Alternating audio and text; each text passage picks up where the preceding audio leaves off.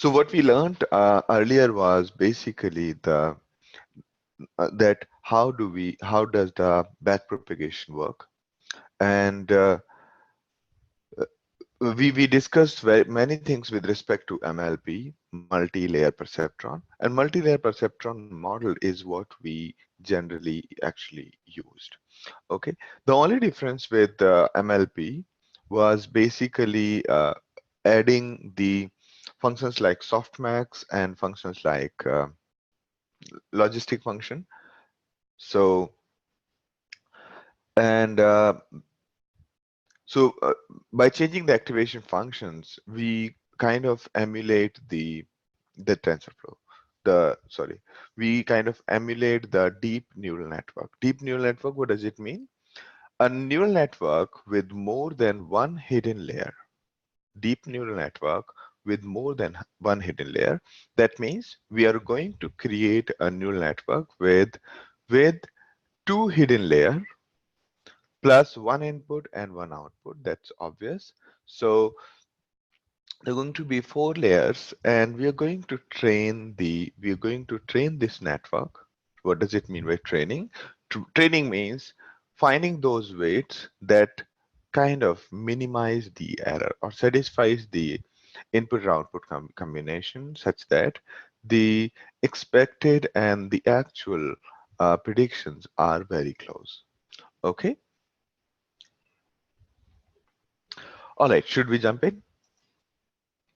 This part we did yesterday. The basically what we did yesterday, we used an out-of-the-box available neural network from TFLearn. So we created a TF classifier with two hidden layers.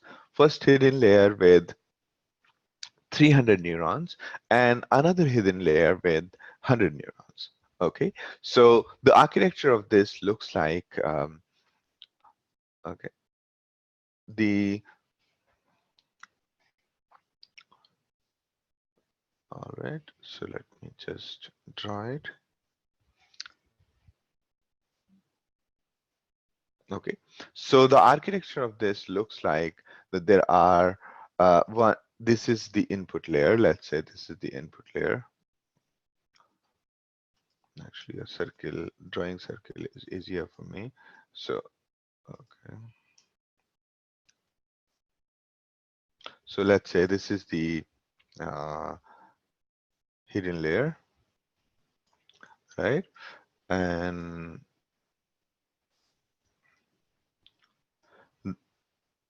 okay.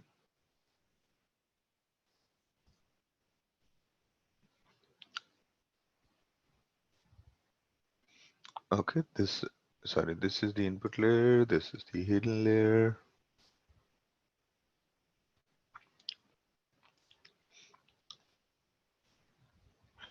Okay, so if we are, let's say, doing multi-class classifications, say like this, and it'll be, let's say there are two classes, binary classification we are trying to do, and something of this sort. So the input is, these are the total number of features. This is equal to the total number of features.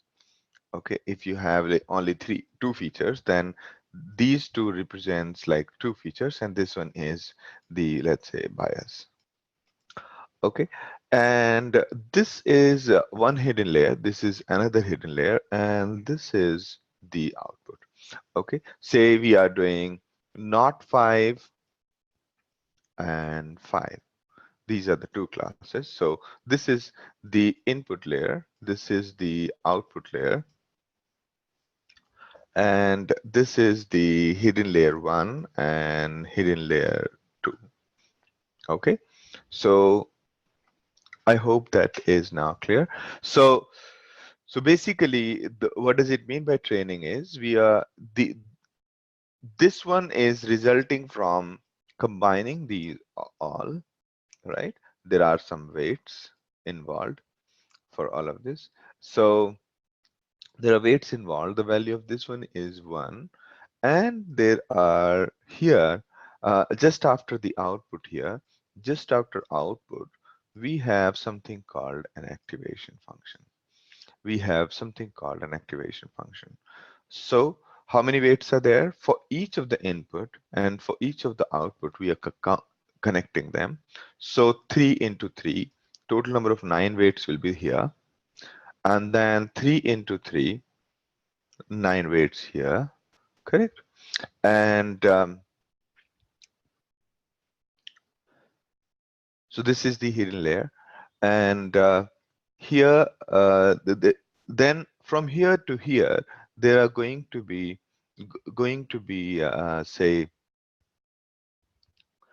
so this one is generated by the combination of these, this is generated by the combination of these, and this is basically generated by a combination of these. So maybe how many? 3 into 6, maybe 6 here. And here the activation function is going to be different. Sometimes at this layer, we don't do much. We basically just, whatever is coming in, we will just convert that into 2 classes, and that's all. All right. So basically there are quite a few weights here that we want to compute. If there were 300 neurons here, 300, so it'll be total number of constant will be 900. 300 into 3, 900 here, and 300 into 300. How many constants? How many weights that we need to find out?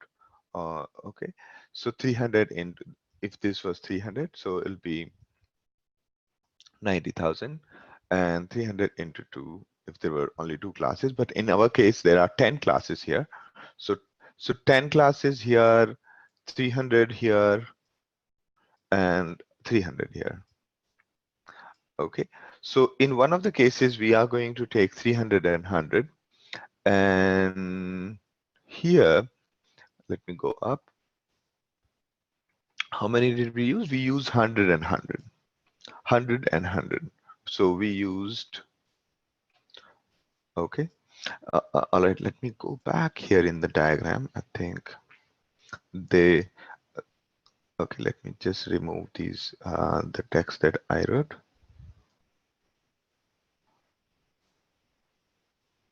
All right. So in our case, how many, in case of MNIST, right?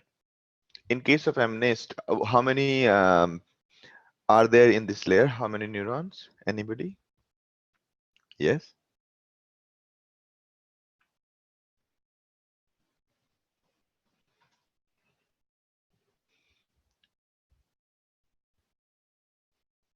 This is the input layer. I'm talking about this particular one.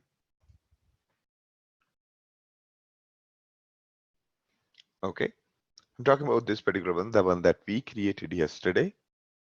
So it has these many hidden layers. There are 10 classes, and it is an MNIST data, which means the input is basically an image. The input is basically an image.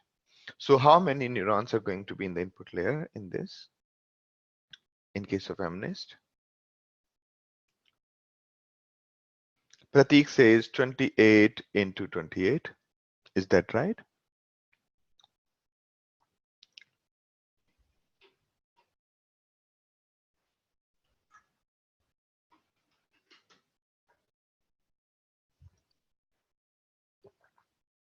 So each pixel of the image is going to be the feature, right?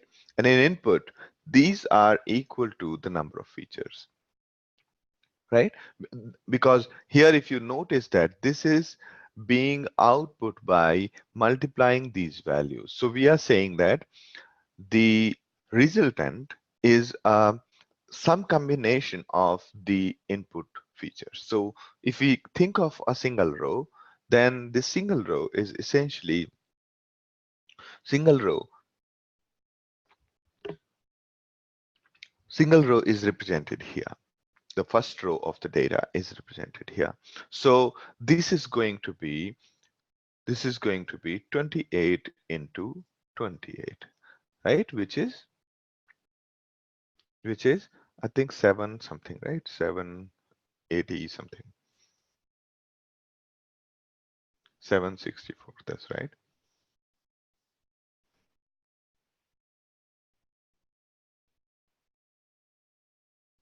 Okay.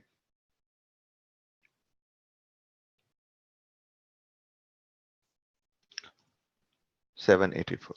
I was correct. So it was 784 plus 1, that is 785. So total number of neurons here in this case are going to be 785, right? 785 in this layer. And how many in this? How many in this? 100 and 100, right? 100 and 100, that's what we trained. So this is 100 plus 1, of course. Okay, they're going to be bias also here and 100 here. Okay, and so the 101 here, 101 here, and how many here in this layer? 10, right? Going to be 10.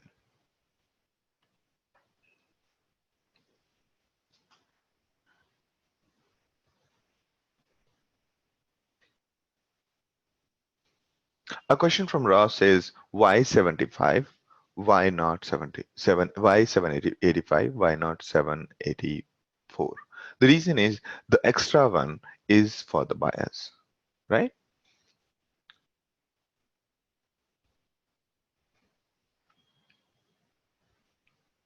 Correct. So, I mean, this is generally a little difficult to visualize. So,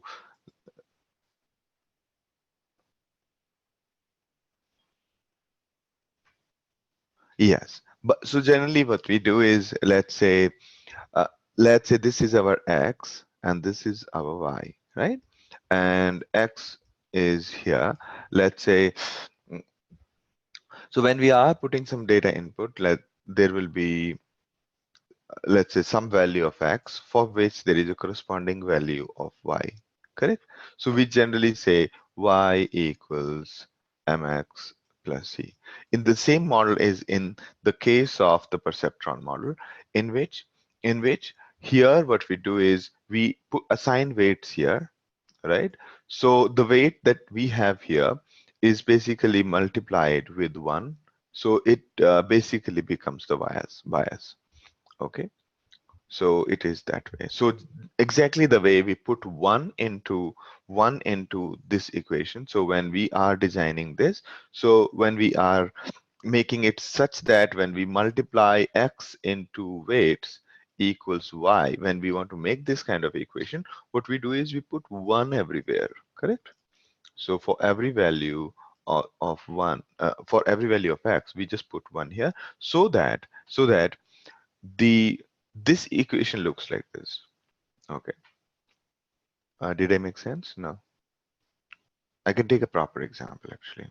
Okay, imagine that for x equals to 5, the value of y is 10, right? For x equals to 6, the value of y is say 13, right?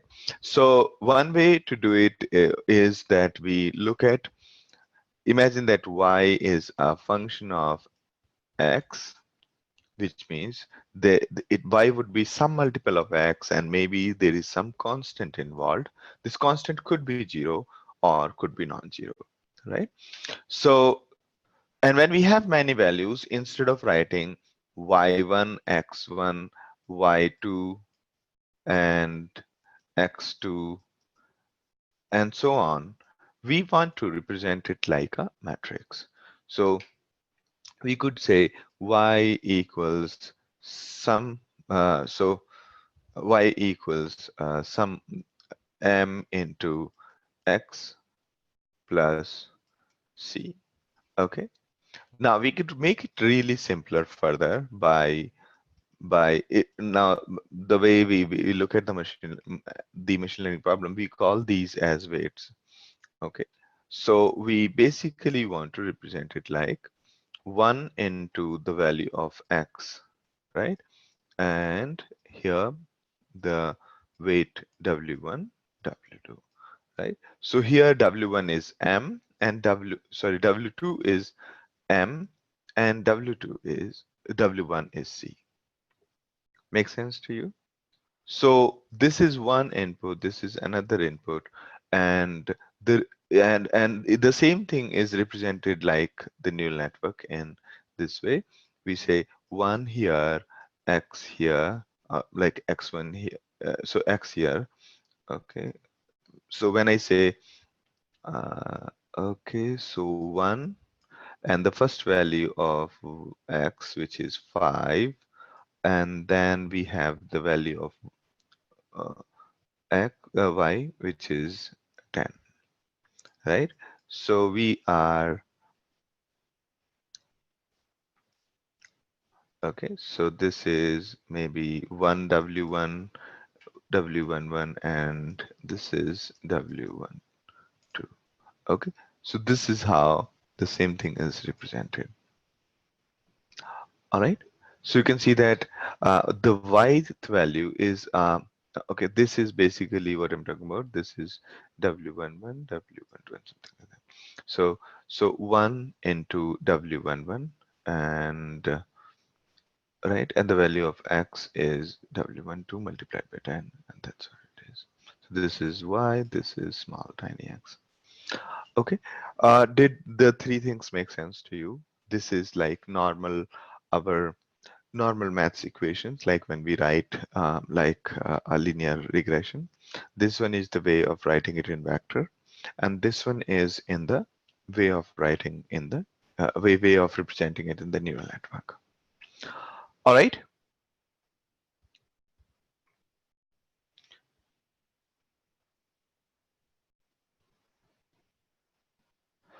So am I able to explain? Feel free to question, because these are the foundations of things, and if we kind of zone out at this point, if we kind of miss out on this point, it'll be difficult to right, uh, difficult to keep the interest intact.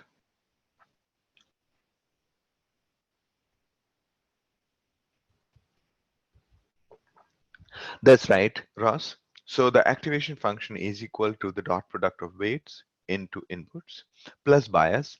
And in order to make this equation really simple, we put the bias, for bias, we just put one input neuron here, so that we don't have to worry about making this equation that way. So it'll be simply dot product weight into inputs. Okay, and while we put one into the inputs. Okay, that's right. So yeah, so it actually the same thing, the dot product that you see. Okay, the dot product that you see there. Okay, I'll just put it. Okay, okay, yeah.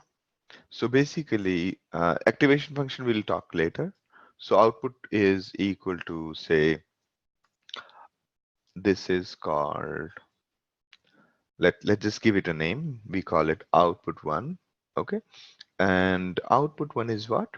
Output one equals dot product. Output one is equals dot product into this, right?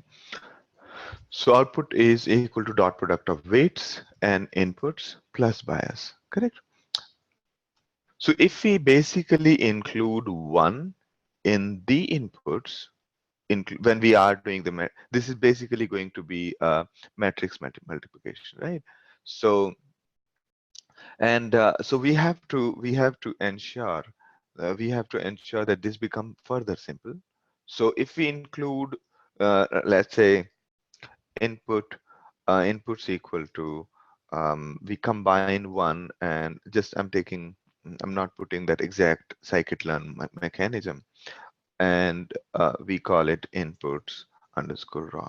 right? Then we don't need the bias as such, because the bias is, because bias is nothing but 1 multiplied by the weights, 1 multiplied by the weights, one of the weights we designed for that. So total number of weights increase by 1, and the 1 gets absorbed into.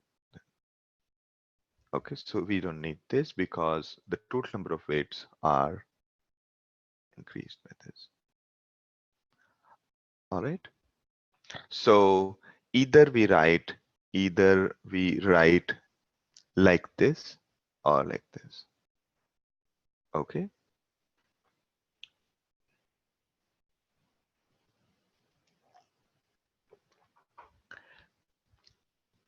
It still doesn't make sense.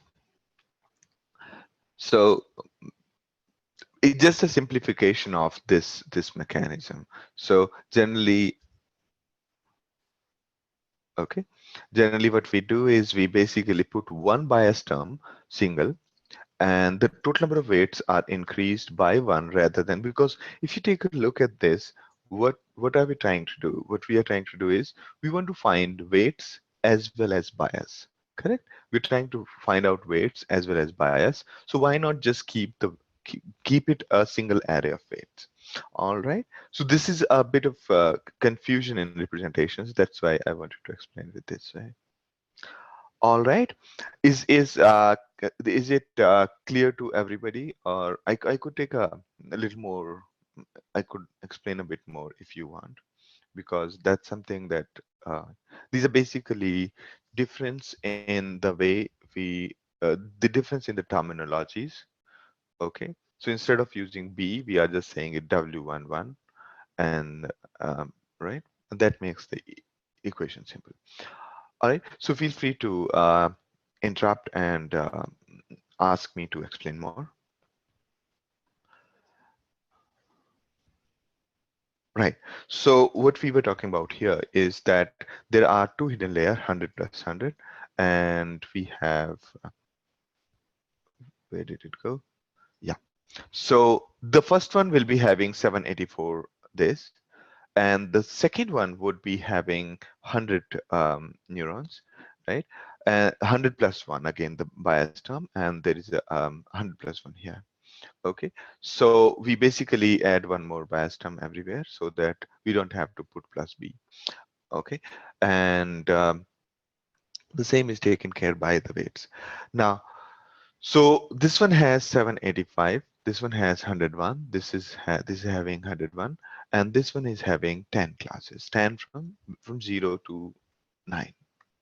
Okay, so can you guess approximately how many total number of weights we will be guessing as part of, we will be learning, or we will be um, iterating over as part of this?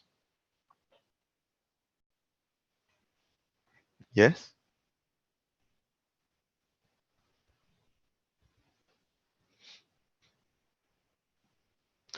All right. So this one will have 785 into 101, right? 785 into 101, right? Actually, my handwriting is bad, so I will better type. Okay. So this is going to be 785 into 101, right? And this is going to be 101 into, okay.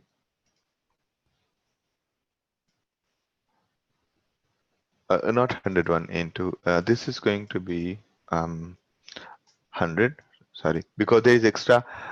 So because bias term is added extra, there is no input leading here. Okay, so you can see that way. And this one is going to be 101 into 100. Okay, and so on. So if you draw that, we'll be able to see that. Why I'm saying it, let's just take a look at the diagram we did draw yesterday, right? Where is the diagram? Okay, here. Yesterday we drew, yeah, this one, right? So if we had one input, we add one more here. So if we had an input, there'll be n plus one here. Similarly, n plus one into n2. So, and there is extra one here. So that way, okay, and so on. So basically, this is the way. So if there were n inputs, there will be how many of these? Here n plus one, correct? If we have designed neural network of say m1, there'll be m, so n plus 1 into m, and from outgoing will be from m plus 1, right? This is extra bias we are adding. Okay, so you can see that there are here, if you if you try to calculate, there are quite a few uh, quite a few weights. Okay, so there are quite a few weights that we need to basically find out. So 78,500, and this is 10,000, and this is 1,000. So 11,000 and then 70. Uh, okay, 78,000. So you can think of it like around 90,000 variables or 90,000 weights is what we have to find out as part of this calculation. Okay, so so basically it's a humongous equation of if you think of all the weights as the variables in the equation, then it's a humongous equation for with around 1 lakh variables, and that's what we try to find out. And thanks to the backpropagation mechanism or gradient descent mechanism, that these weights converge really fast. Okay, and we need to do these iterations or these computations for all of the input rows, right? We yesterday when we discussed about all the computation, it was only for a single row. That kind of computation is done for all the rows simultaneously, and the gradient descent that we compute, the rate of change, is basically average of all the values. Okay, so basically it is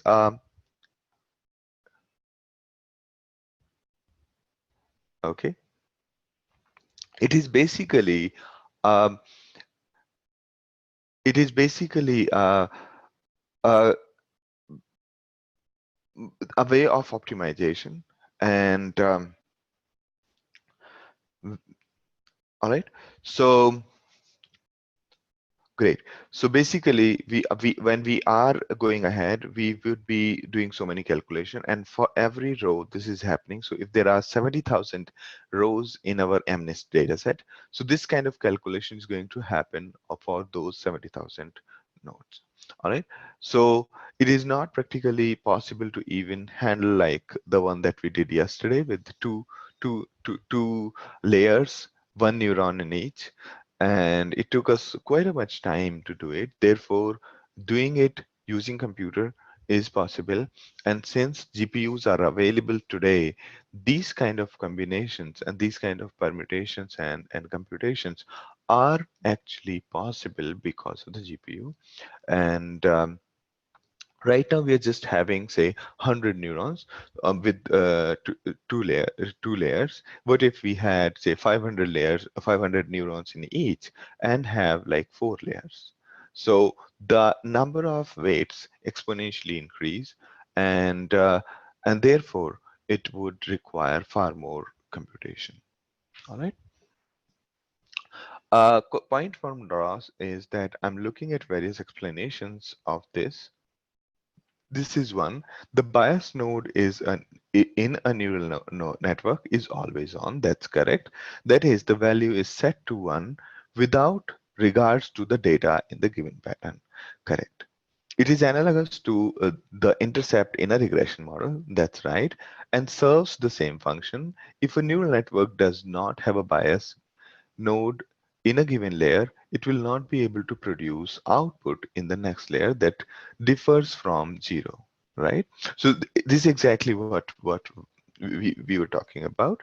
So basically, just like in the linear regression, we put the intercept, right?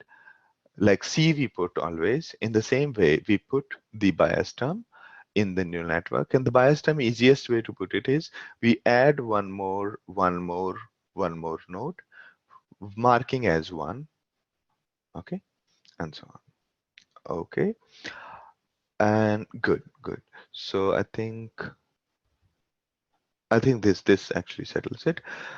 So a question from Bintao is, how can I know which module class I should work with to get the rewired parameters DNN MLP, such as the featured column in TR? Right. So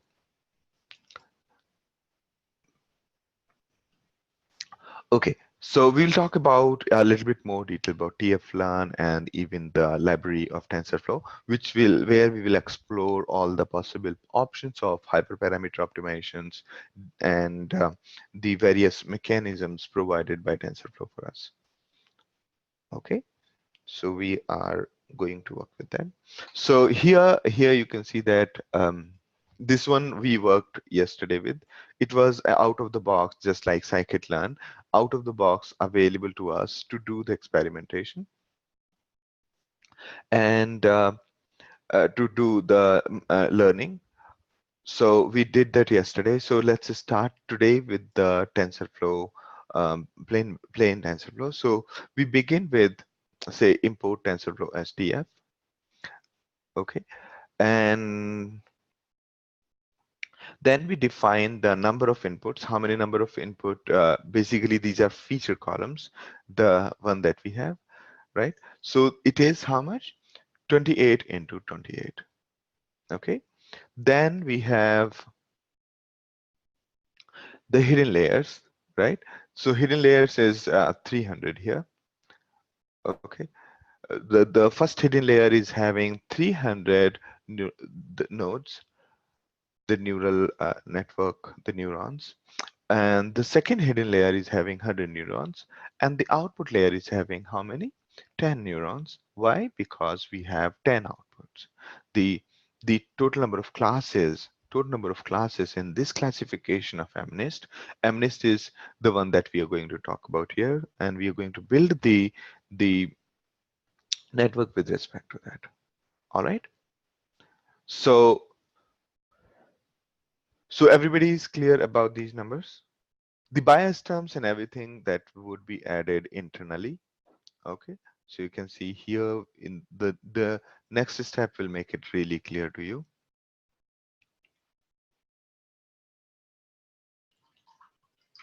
Okay,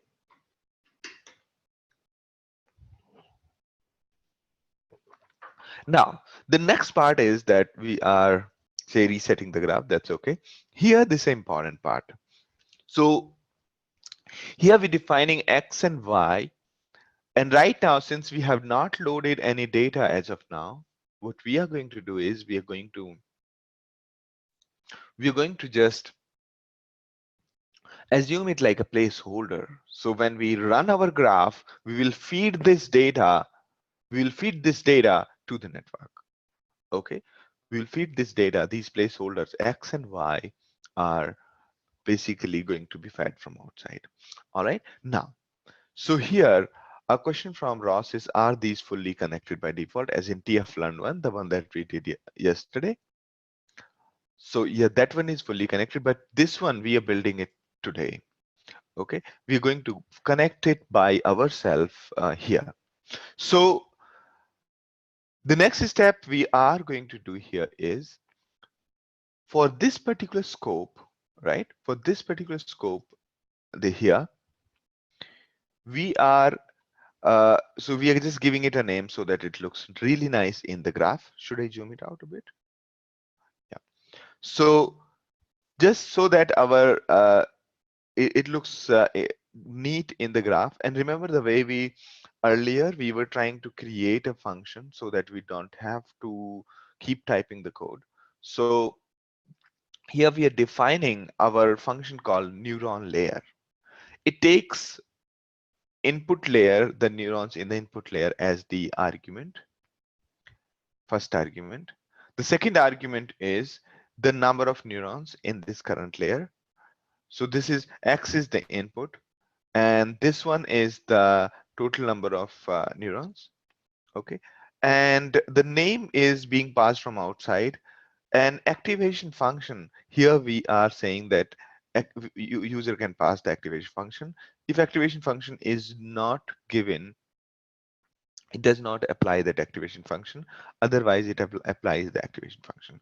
Okay, so next part is that here, this is the important part. This is just for giving the name. And here we are saying number of inputs. Okay, so we are finding the total, the M.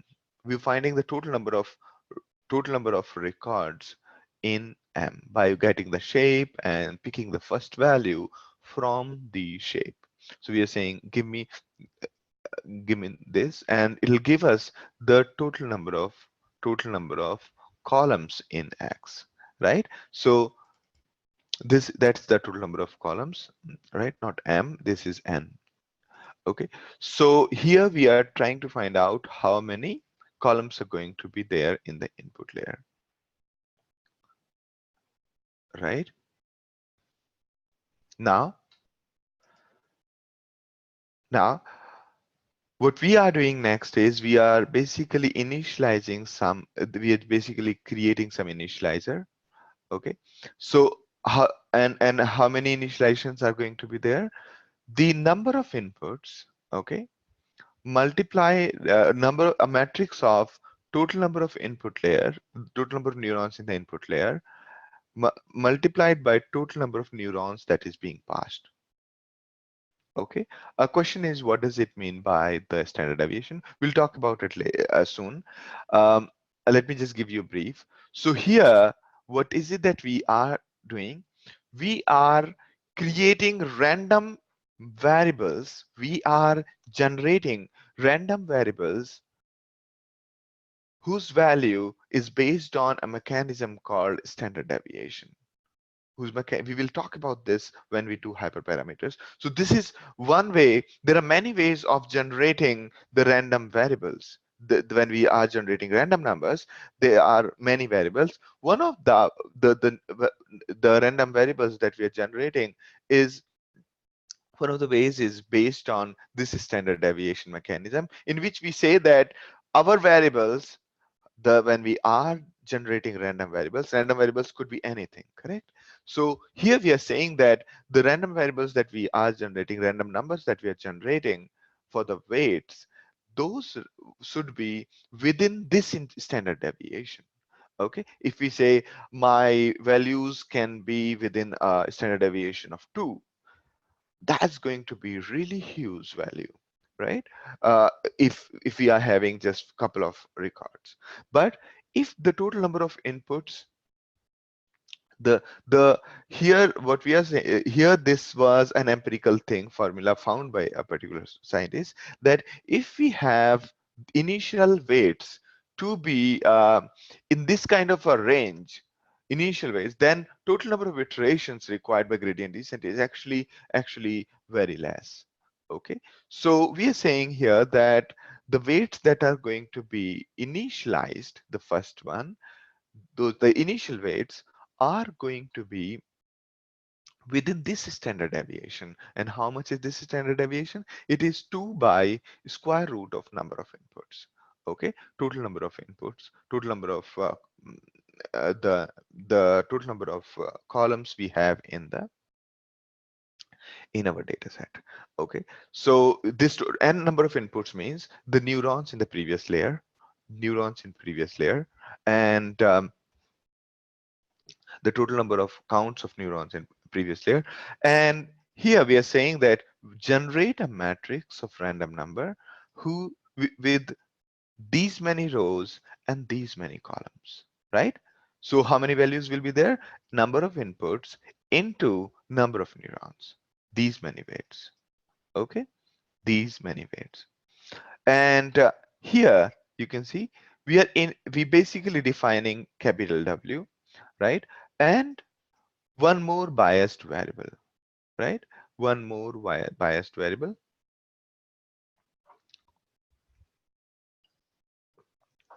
So one more bias variable, and here this bias variable, the initial value for this is actually 0. We are starting with 0 here. Okay, we're starting with 0. We will basically, as it iterates, it will compute the value of B. Okay, so W is having number of inputs multiplied by n neurons, these many values, plus B.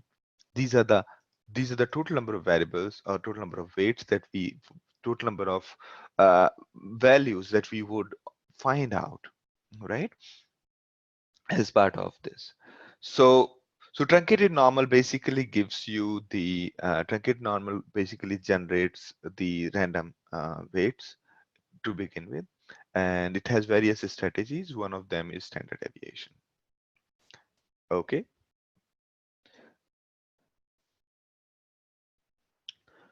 now the next part is that we are basically computing the output by doing x into w plus b. We could also do the same way using tf.matmult, and if we included b into the w itself, then it'll be that way. Okay, so this is that bias variable, right?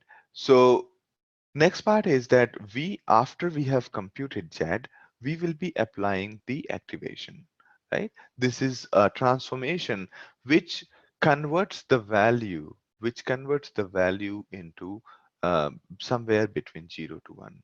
The activation function is required so that the activation function is the one which brings non-linearity into the whole neural network. If we do not have this, if you look at it closely, every neuron layer would be just like linear regression, right? Every neuron layer will be just like linear regression, multiply the x by some weights, add some biases, correct? The activation function is the one which brings a bit of linearity, non-linearity.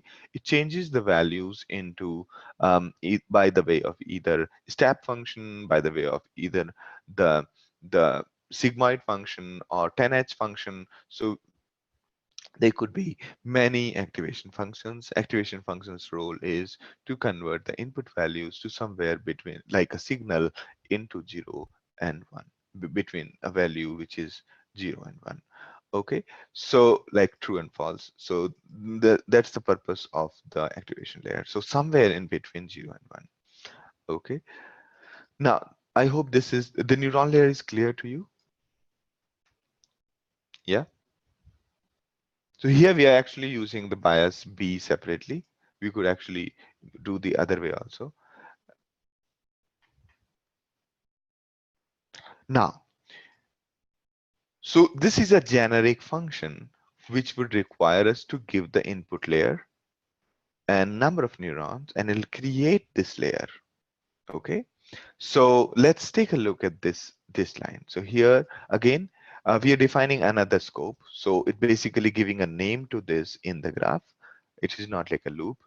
And here you can see that again, this one doesn't have a loop. It's just a single.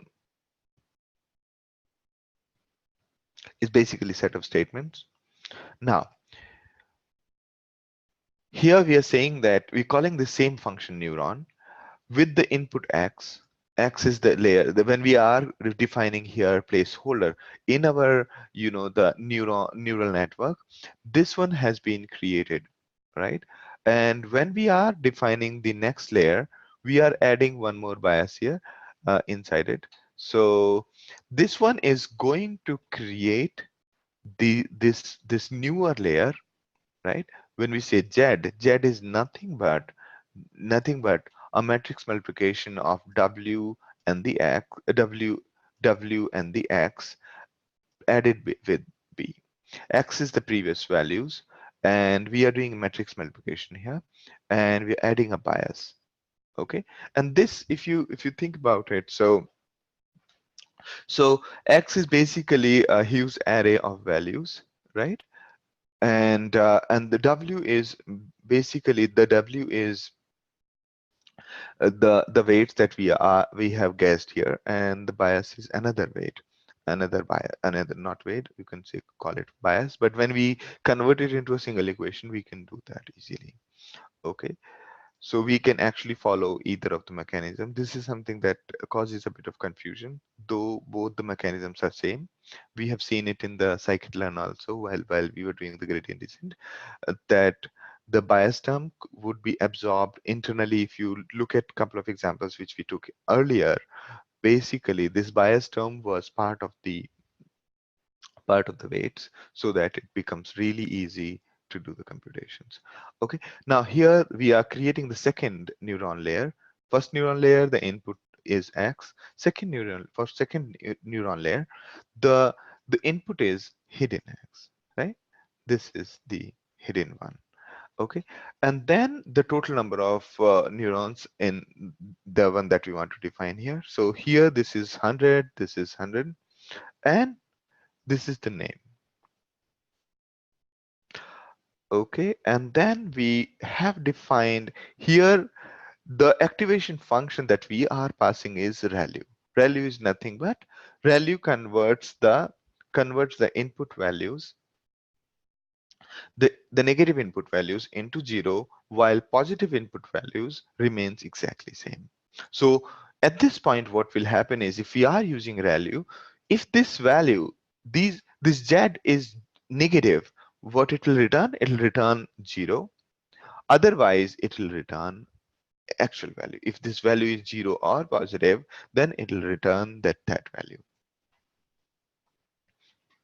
Okay.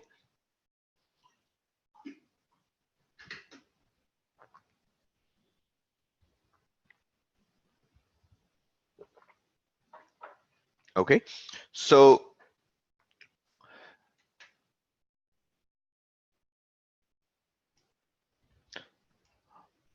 all right.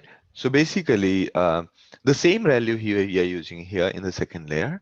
The third layer that you see is basically, in this, the number of neuron is equal to the output layer, and the input is the hidden layer second. Okay. Here we are not putting any. Here we are not putting any activation function. Right. We are not putting any activation function once. All right. Now, the interesting part is that exactly same thing what we are trying to do is provided by TensorFlow with the name as tf.layers.dense. Okay, with the name tf.layers.dense. So this function, whatever we did, it's the same thing provided by TensorFlow, and we can actually use the same one exactly in the same way. So hidden one is basically the dense layer, hidden two is basically the dense layer in the same way.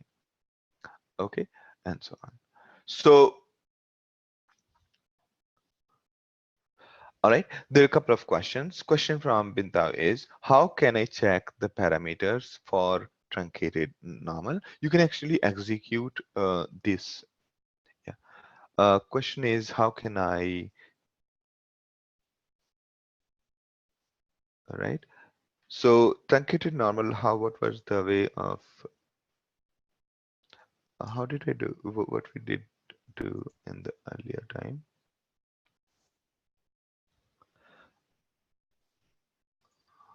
We could put a question mark. Okay, it did not come. So we can do help. Oh, we need to do this. We need to execute this. Okay, done. Then done. Oh, reset graph is not defined. Reset graph is just an extra function we have defined because it's generally easier because that our notebooks are going to be little bigger, right? So it is generally easier if we just stick with the resetting graph, because this whole the default graph actually becomes dirty in these bigger notebooks. That's why, just to be on the safer side, we wanted the reset graph to be there. Okay, so you can take a look at this, right? So you pass the shape as the first argument, right? And the standard deviation, right? Basically here, this is what we are passing. So we are passing a zero dimension tensor, meaning scalar value, and to the standard deviation and getting that work done. So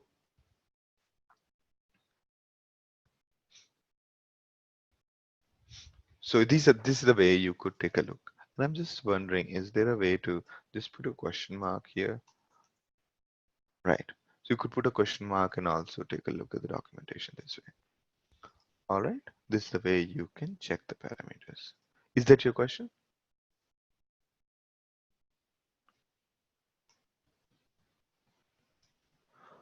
All right. The second question is, when will we use reset graph? Reset graph is for resetting the default environment where we are working.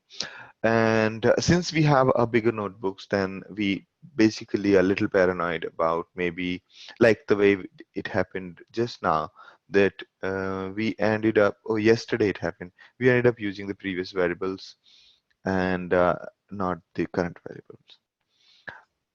Okay, somewhere I made that mistake. So reset graph is actually useful in that way, that it clears the current environment.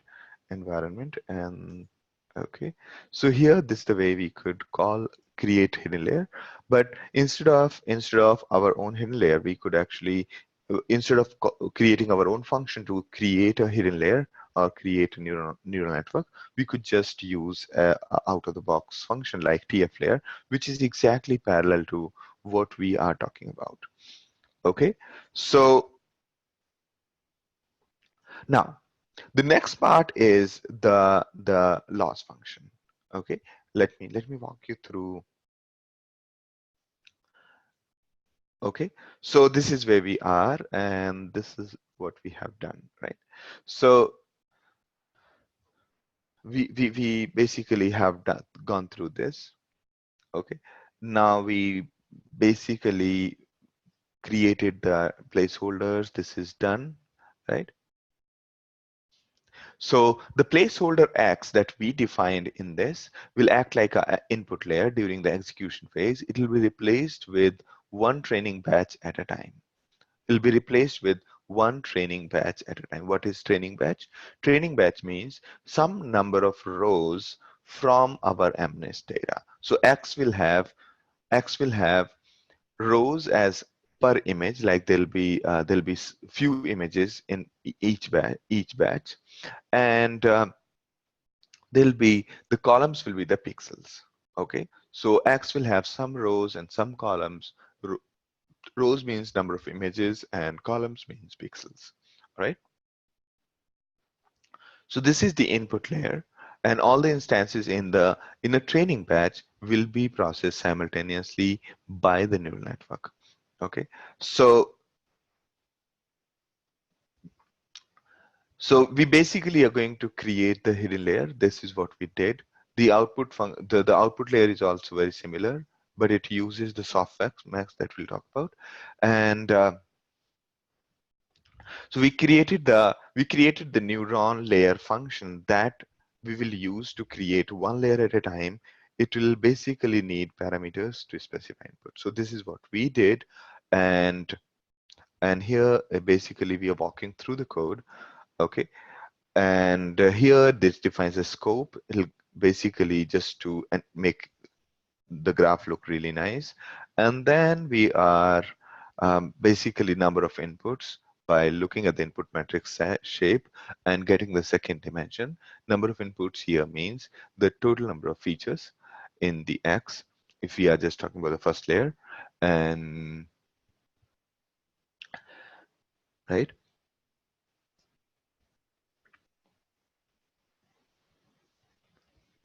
okay, now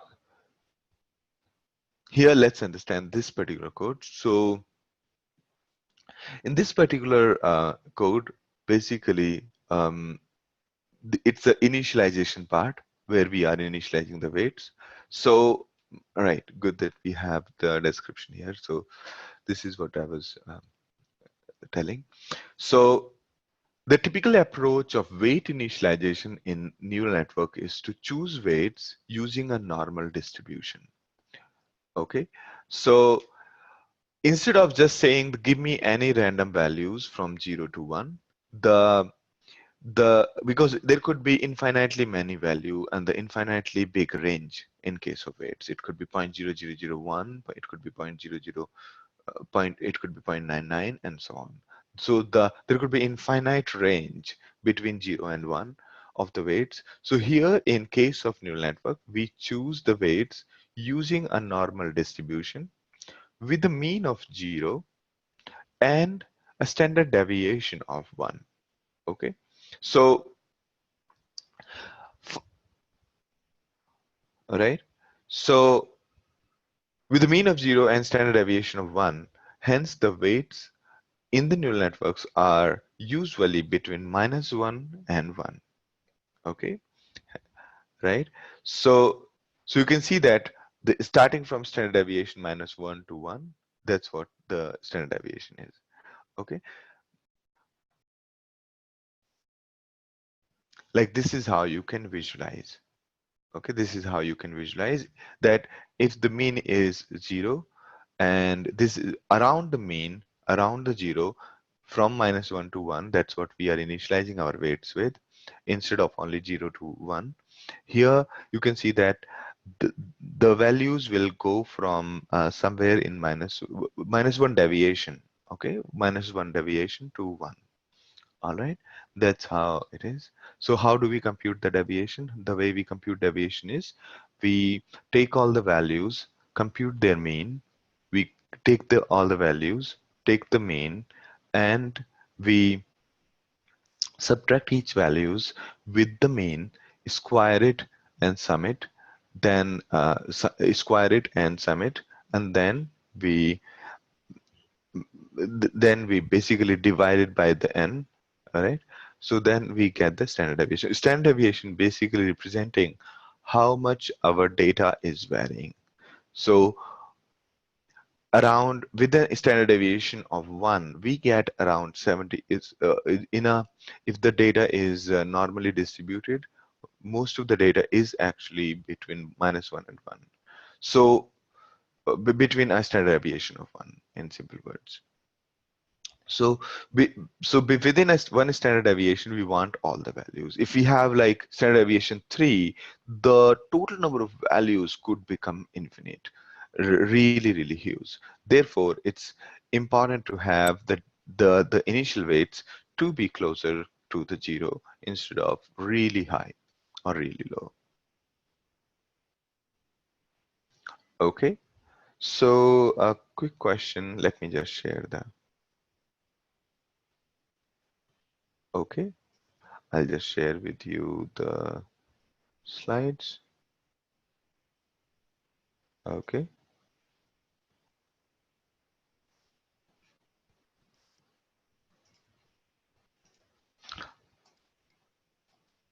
Okay, so here we go.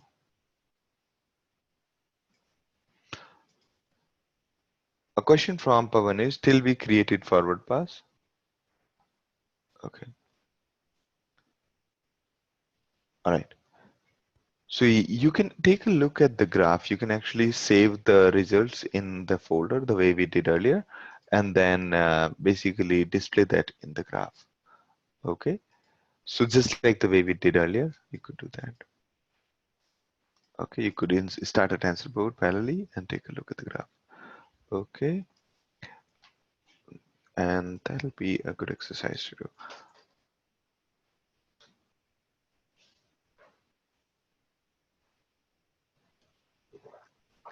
Great. So this is where we are, and right.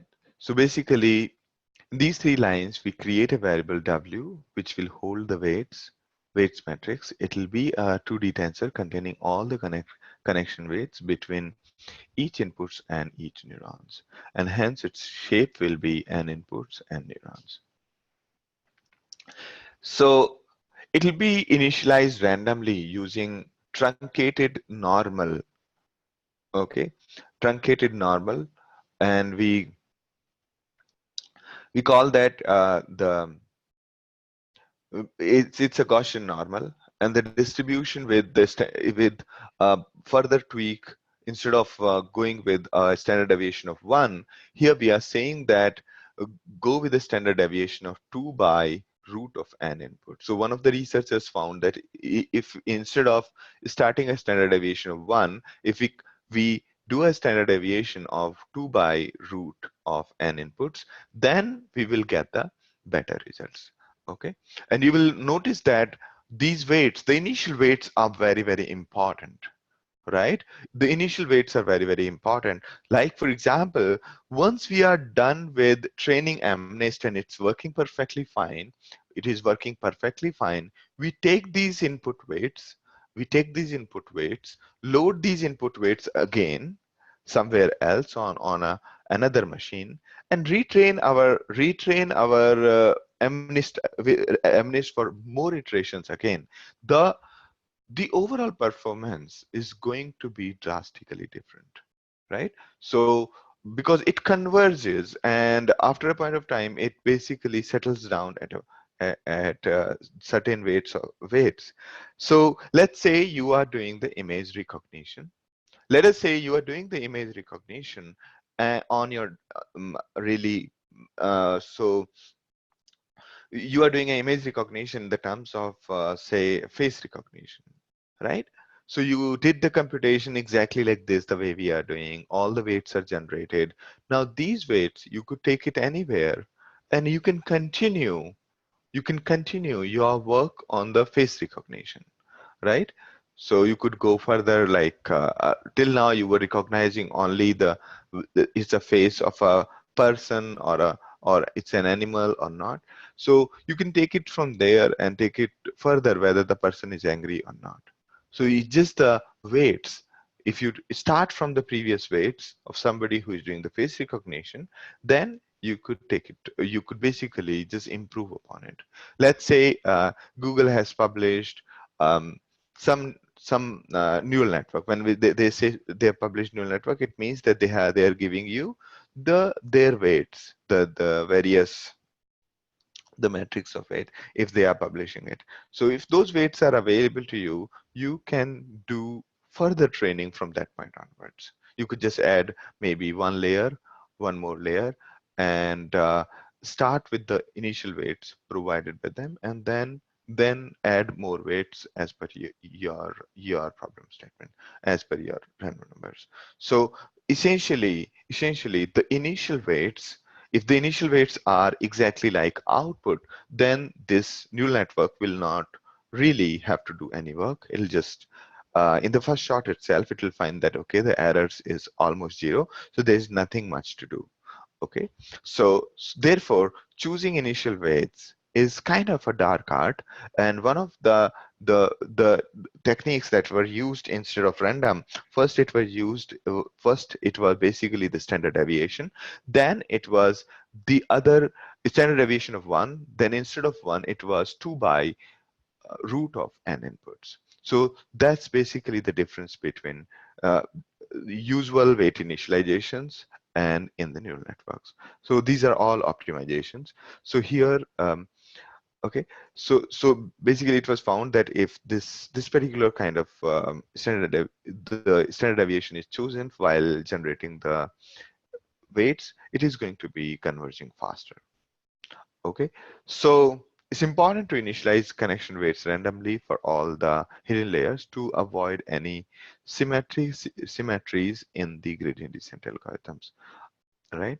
Otherwise, it will break, because if you imagine that all the weights are equal, then the rate of change, the rate of basically all the neurons will start behaving exactly same way.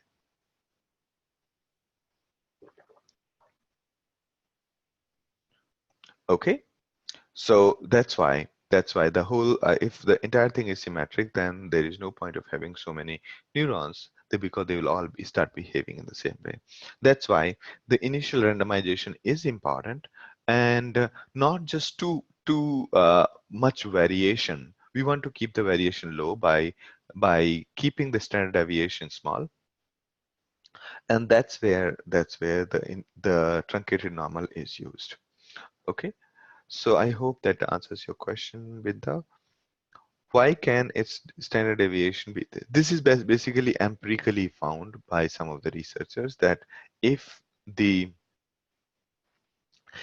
total number of inputs, if the standard deviation that we are choosing is equal to 2 by root of n number of inputs, then it is going to converge faster. Okay.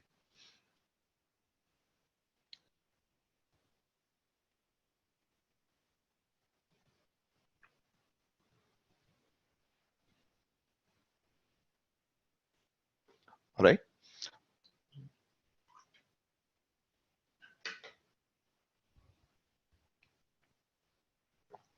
So what we are saying is that the way in the initial weights should be different, but not too different. Okay, not too much varying. It should not be like first one went to minus 1,000 and second one went to positive 1 million. So that way, that will take a long time to converge.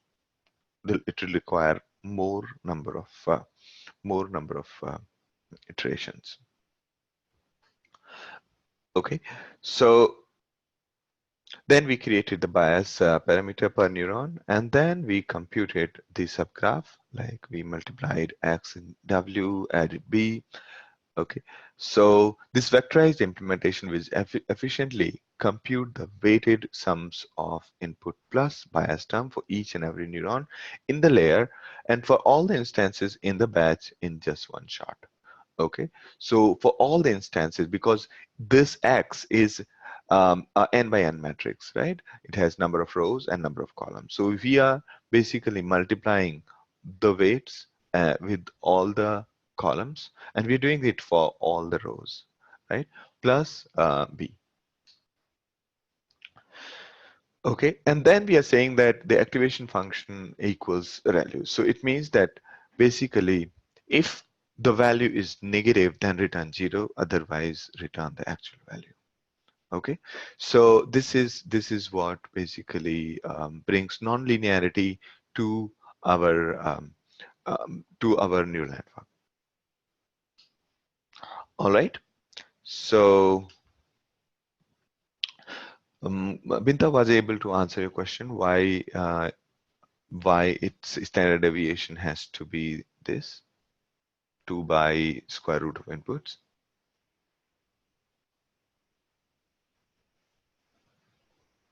Question from Pratik: neuron layer does not contain a bias. It does. So yeah. So basically, it's the same represent. It's a difference in representation. Okay. Internally, we are saying B here is the bias. Okay, which is equivalent to having extra neuron, right? Though from the user perspective, user does not have to specify the number of neurons.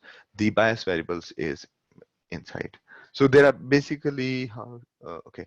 So there's always a confusion with respect to this. So I think will keep this kind of a model intact, and we'll avoid that confusion of adding one more extra neuron, right, in the visualization. So when we are visualizing it, when we are visualizing or putting in the paper, we're putting this B as B into 1, right? B into 1, which is basically B we are including in the weights and increasing the total number of neurons by 1. So this we are doing the visualization.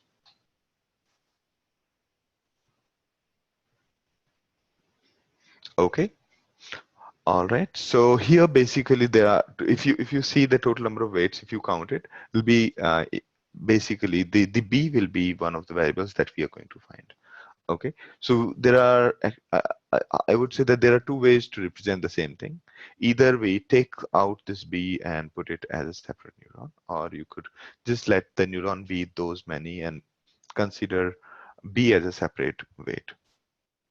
Okay. But if you are going to represent it visually, you are going to represent it something like this, right? Okay. So let's say there was only one feature, right? This is my one feature.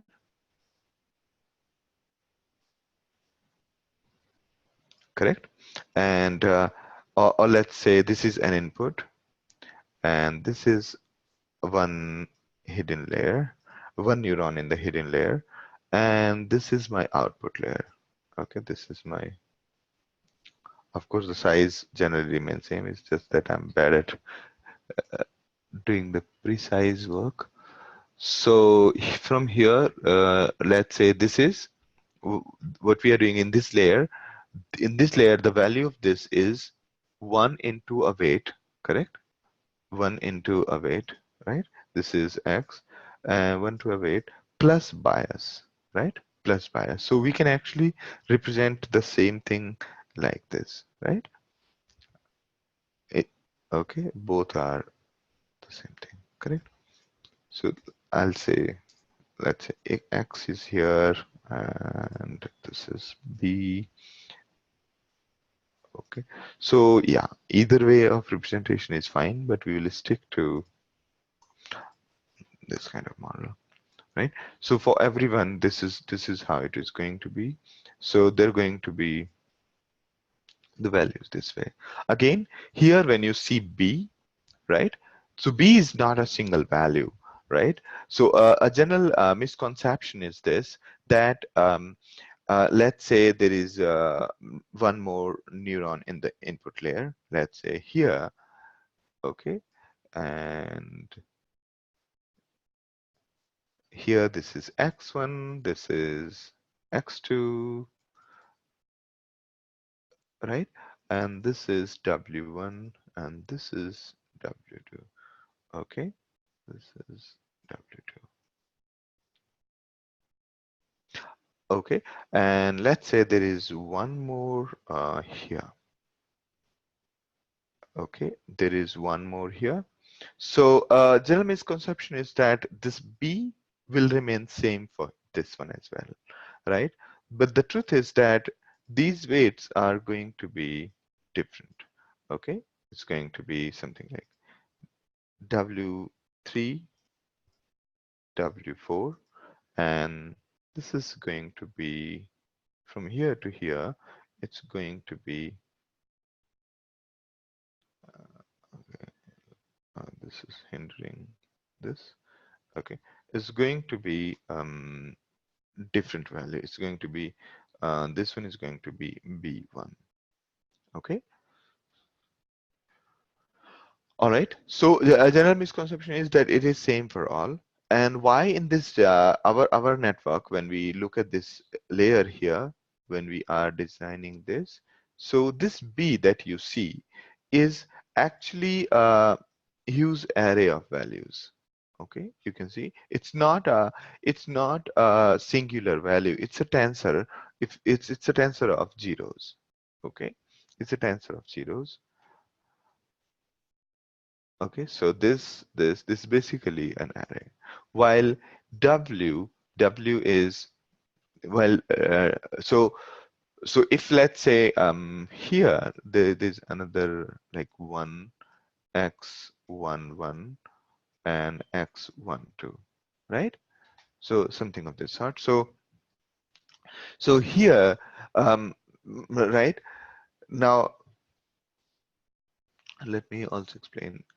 So for each value in the first row, right, there are connections here, all right, connections to this one.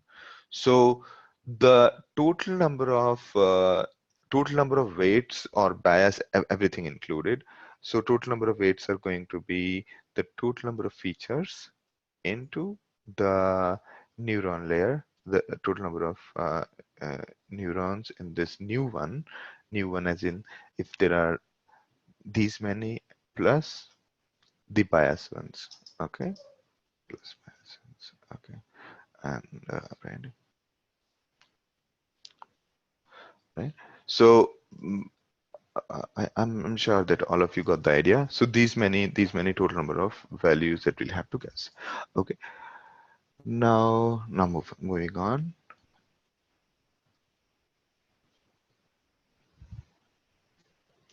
A question from Binta is that B0 here means no bias. Okay, that the initial value of B we are taking at 0.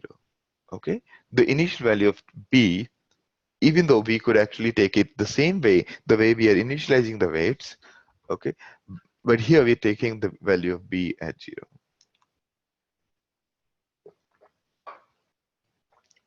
All right. But again, when we do the computation, this B will be calculated and B will be non-zero. Okay, when we do the gradient descent, it'll become non-zero. Okay, but we are starting with 0. All right, so now let's use our function to create deep neural network. The first hidden layer takes X as the input, second takes the output of the first one as first hidden layer as the input, and finally the output layer takes the output of the second hidden layer as the input. Okay, this is how it looks like. Now instead of doing that, right, the last one is we are just calling it logits. Okay, and the right, so we use the name scope for clarity. Logits is the output of the neural network before going through the softmax activation function. We'll use the activation function called softmax. We'll explain again. For optimization reason, we will handle the softmax computation later. And so instead of using our own layer, we could actually use the dance function. Okay, so there's a spelling mistake here. It's called, it's basically dance function. It's not, the spelling mistake is there. So instead of our own function, we're going to use this. So what does dance function do? Dance function creates a fully connected layer with where all the inputs are connected to all the neurons in the layer.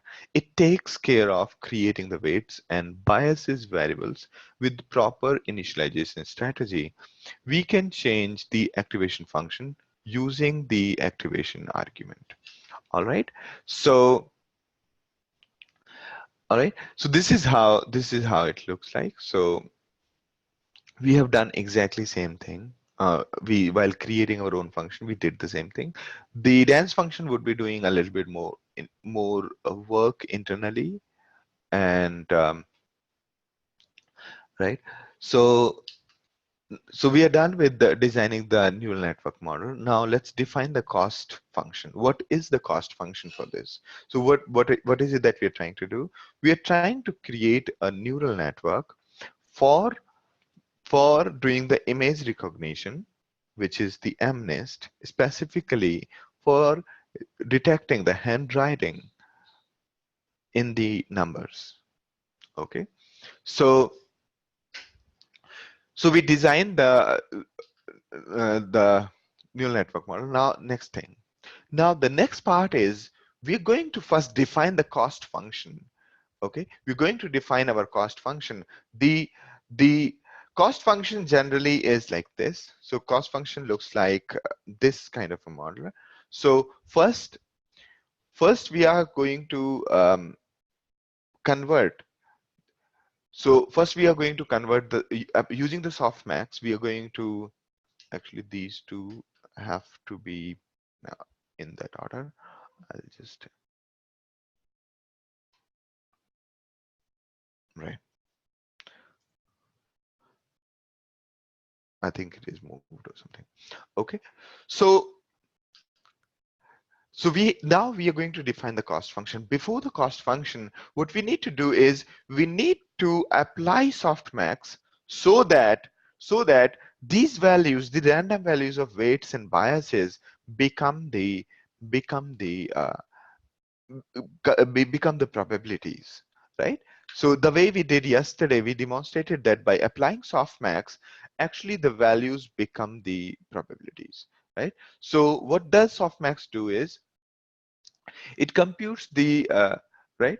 So we will right. So we'll talk about the cross entropy a bit later. So softmax, first what it does is it converts this probabilities out of the weights, out of the input values. So whatever value is coming after multiplying this weight into x, again, there might be again a bit of confusion here that the bias term is actually here with the neurons, and this z equals to w into x.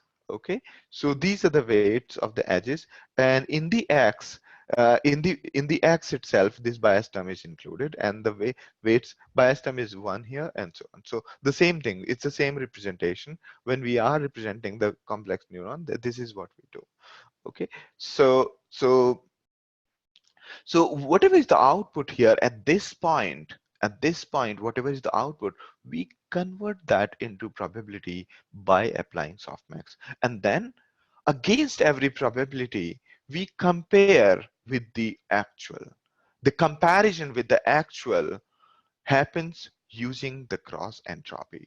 This is the cross entropy function. Do you want me to explain how does it work? So the cross entropy function helps us comparing, and that is basically the cost function against every value, here at this level, against every value here, we are saying that okay, the probability of this one is this much, the green is this much, yellow is this much, and so on. And here what we do is we basically, after we have computed the probability, we compare these probabilities against our actual values, okay. So how does that comparison happen? The easier way, either we could write a if condition saying if x1 equals x2, then return true, otherwise return uh, a big, like if x1 equals x2, return 0, otherwise something else. But then that doesn't work well with the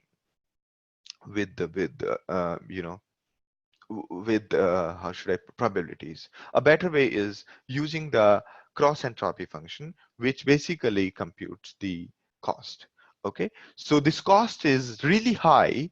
The cost is really high if the values of y and y predicted are varying too much. Let me just show you this. So let's say, okay, so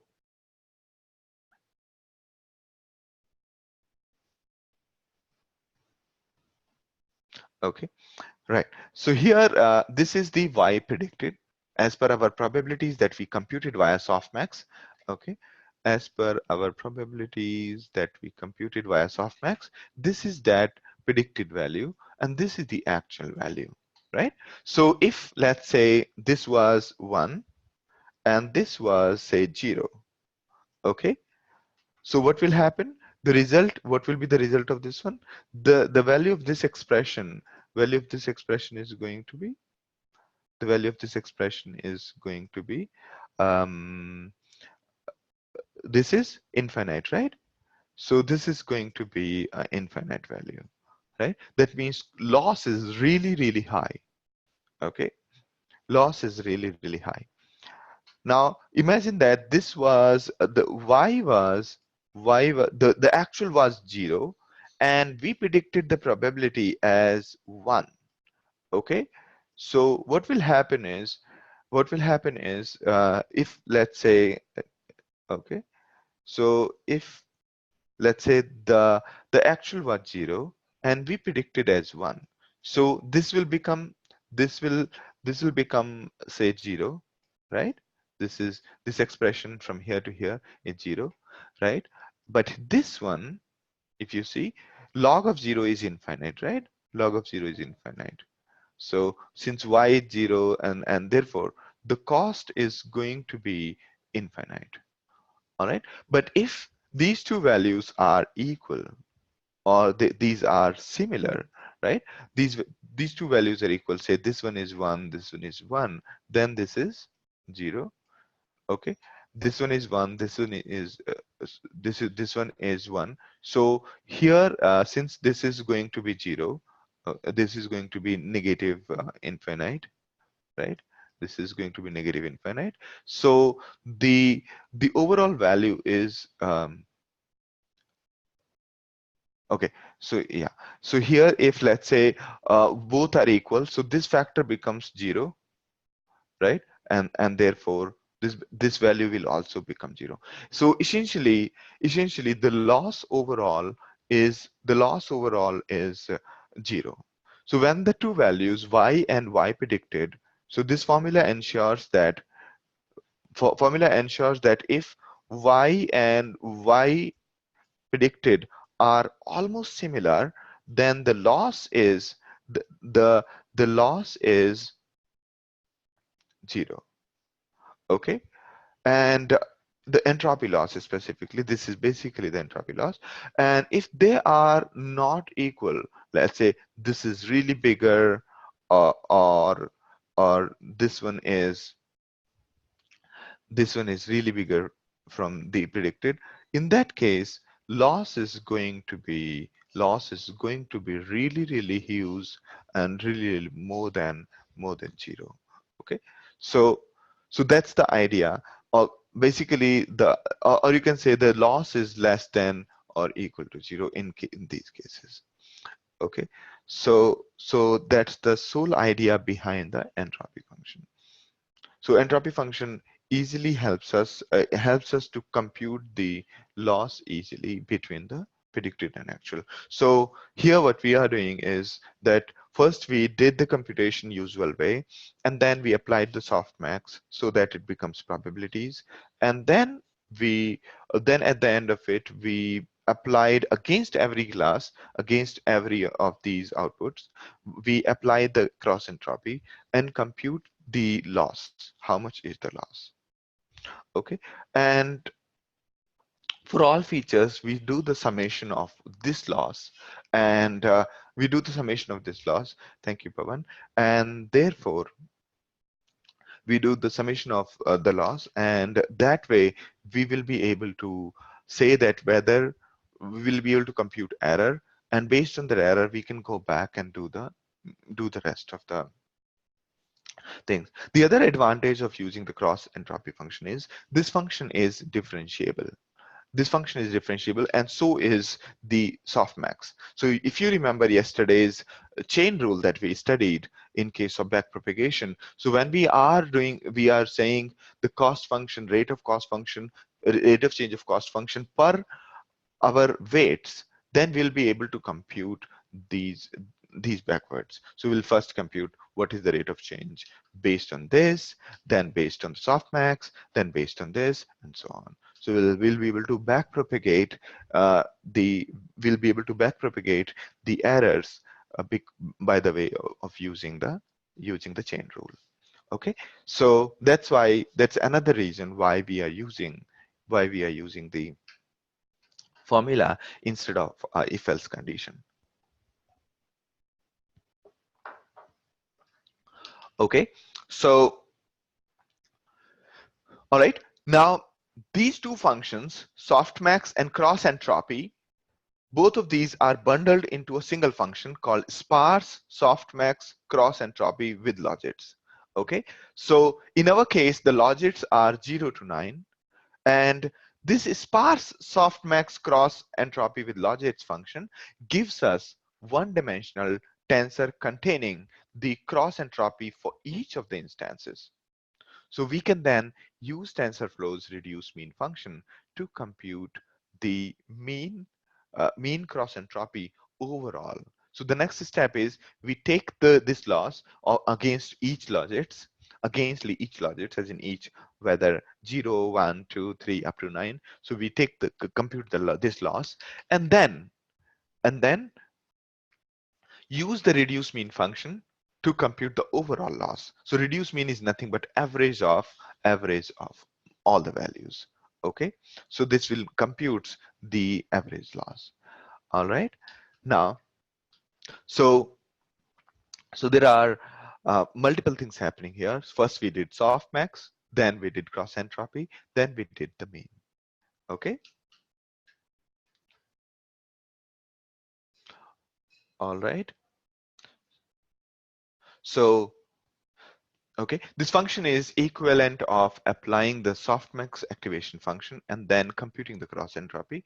No, yeah, and but it is more efficient because it properly takes care of corner cases, like the cases where logits values are equal to 0, the one that we were struggling with while I was giving you demo, that if the values are 0, it'll become infinite and so on. So those kind of corner cases are being very well taken care by this function. And that's why we do not apply our own softmax activation function earlier, right? So this is basically, in order to keep these things together, we did not basically put in the neuron layer itself this function. Okay, now the last part is, now we have created the last function. We are done with structuring our graph. We are done with structuring our graph. Then okay, so we are done with structuring our neural network. Now the next part is the running of it, as in the computation of gradients, right? This is the part where this function that you see here, it takes care of everything. The gradient descent optimizer, it does the backpropagation inside it. So we are defining this optimizer, and on what? We are defining the optimizer on top of loss. So this loss, the one that we computed earlier, this loss is what it is working on. So here we created an instance of gradient descent optimizer with a learning rate, and then we are asking this optimizer to minimize our loss. Okay, this all, you can think of it like an algebraic expression. So this optimizer is going to take this loss and then basically, but right now it's not going to be called, it'll be, this training op is what we are going to call, and we are going to feed more and more data and call this function, and this function will try to backpropagate the errors and compute the minimum of loss or optimize the loss. Okay, so this is what we have done. So we have done with defining the neural network model, then the cost function, then the gradient descent optimizer. This gradient descent optimizer is the one which will do the back propagation and tweak the model parameters to minimize the loss. Okay, so the next part is starting it. Now let's specify how to feed in the model, and then we will basically start feeding X and Y. We'll start feeding the X and Y, and then we will start running it. Okay, again, we will use the accuracy as our performance measure. Okay, so first, for each instance, determine if the neural network's prediction is correct by checking whether not the highest logits corresponding to the target class. So this we are going to do for each batch. Okay, so for this we are going to use something called in top k. Okay, this returns one-dimensional tensor full of Boolean values. So we need to cast these Booleans to float, as in false to zeros, and then compute the average. So uh, we are going to basically convert the results of the after the loss we have computed. We were going to use the accuracy in order to as a performance measure. Okay, and this will basically, this is going to be the overall accuracy of the modeler. So this we are going to do per batch. Okay, so here, let me go back. Right, so here basically the reduced mean is what we are casting here. You can see the logits here, right? The logits here, whatever we have computed. Okay, so we further, I'll show you what it means. I think this is what it is going to be. So in the notebook, we are done till here. Okay, so we have defined our loss function. Okay, and then we are initializing the gradient descent optimizer. So we got the training off. Okay, so once we are done with that, then we are basically uh, loss is whatever we defined earlier is going to be used by gradient descent optimizer, and we are defining how to evaluate whether our optimizer is working or not. So once optimizer is done, we are going to call this part.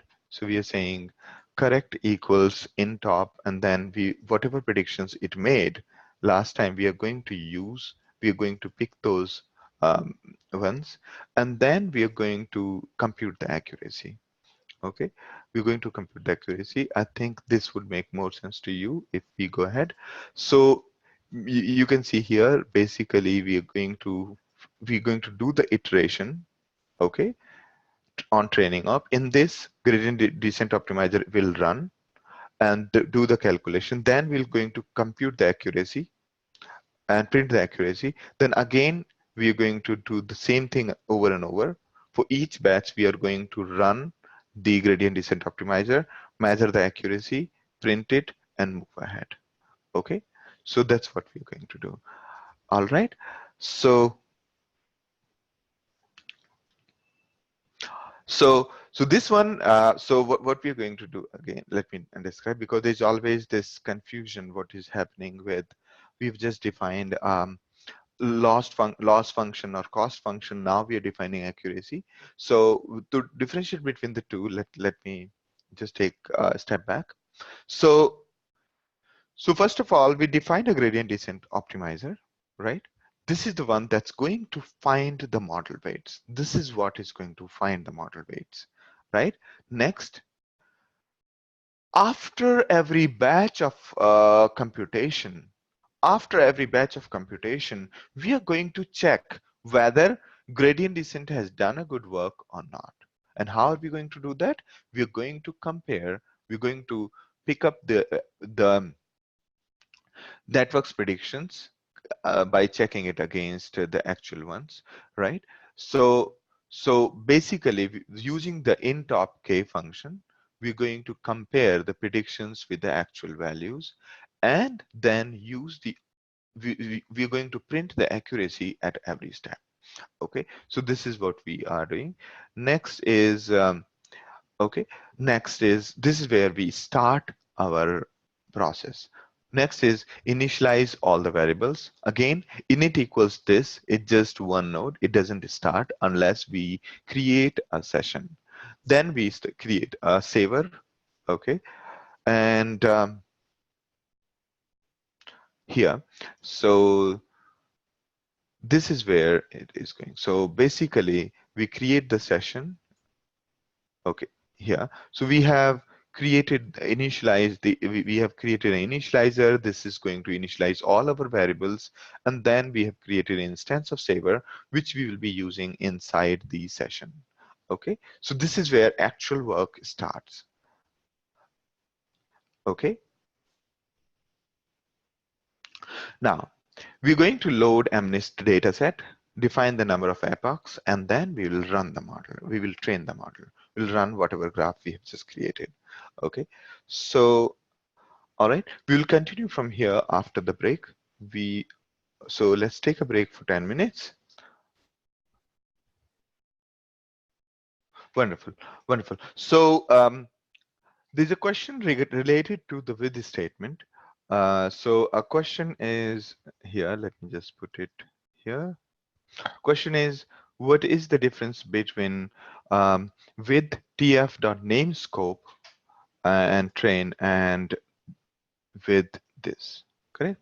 So the difference between this and this, right? So basically, the with is a keyword. With is a keyword from, okay, all right. So with is a keyword from Python, and that's basically kind of a try catch finally kind of a model, where there are many scenarios where what you want to do is, before a block of a statement, you want to do something, and once that block of statement is finished, then you want to do something. Like, for example, there are many such instances, like opening up a session, closing up a session. After you have opened successfully a particular session, do this, and once you have closed, then do this, and so on. Like file managers, after opening the file, then only do this. So once these statements are done, automatically close the file. So this with statement is a generic paradigm from Python. It's a generic paradigm from Python, or generic pattern from Python, whereby if you want to create your own context manager is the one which manages things between, right? So for example, if you want to do something before and after this, you will put with here. Okay. And so that way the with keyword is quite useful. You should take a look at this particular the documentation. It's actually quite useful. The with keyword, it makes it possible to do try catch finally kind of things really easily without you having to worry about, say, session closing and things like that. So we did not have to, like here, so we are saying that everything from here till the end is part of this particular name or the scope, right? So it automatically ends as soon as the block ends. So we did not have to say starting of the scope, ending of the scope, the way we do in XML or HTML, that the scope started here, scope ended here. We did not have to worry about that part. Those parts were done by this. Similarly, let's say you're building a file manager or something like that. So you could create your own context manager, which can be used with the with. Okay. So, all right. I hope that makes it clear, Binda.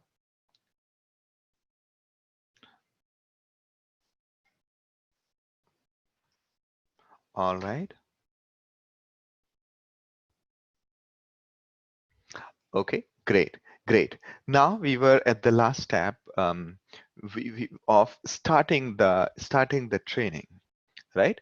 So we could use the scikit-learn for loading, right? The way we did earlier, load MNIST data. Remember we in one of the sessions. So we basically can use right away the scikit-learn for loading the MNIST is the one which we are working on is MNIST. MNIST is the data set which contains images, hand-drawn images of the numbers. Okay, along with their labels. There are around 70,000 images, 60,000 or 70,000 images of handwritten characters, along with their actual value. So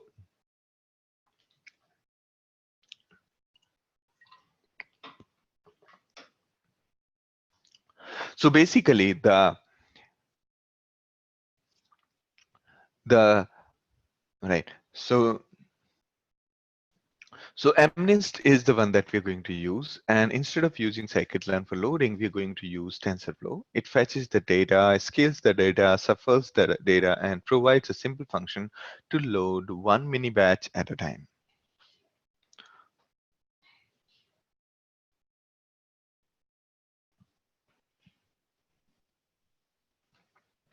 Okay, so this is how we are going to load it. So we are here loading the data. Let me just run it. Okay, so I think this all is done.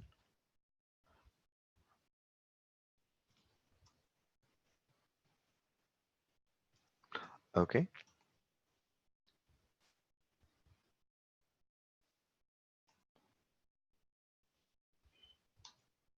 So all of this is done.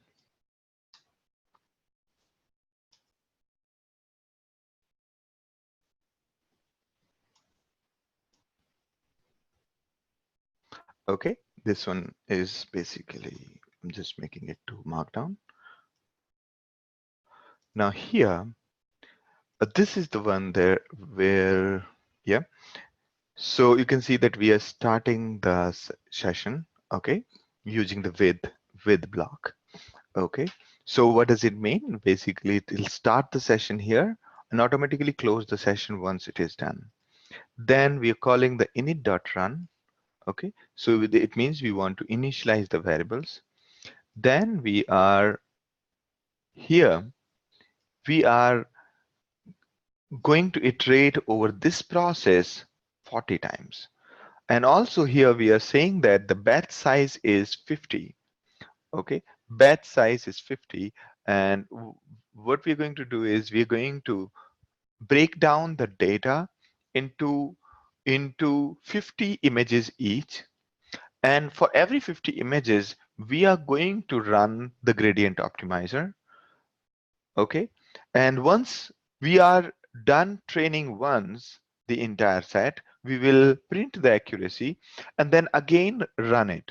So we are going to train the whole model around 40 times. We're going to train the model around 40 times, and inside for every epoch, so here number of epochs is 40. So we are going to do iterate over these epochs. I don't know how do you pronounce it, epoch or epoch. We generally say epoch. And so here we are going to iterate over every epoch. So basically, we're going to do this for 40 times. And then here we are iterating over each batch. Okay, so total number of examples divided by batch size, that is the total number of batches we get. So for each batch, what we are doing here is we are um, getting the next batch. So basically, TensorFlow provides this next batch method. We also had defined our own batch mini batch method earlier.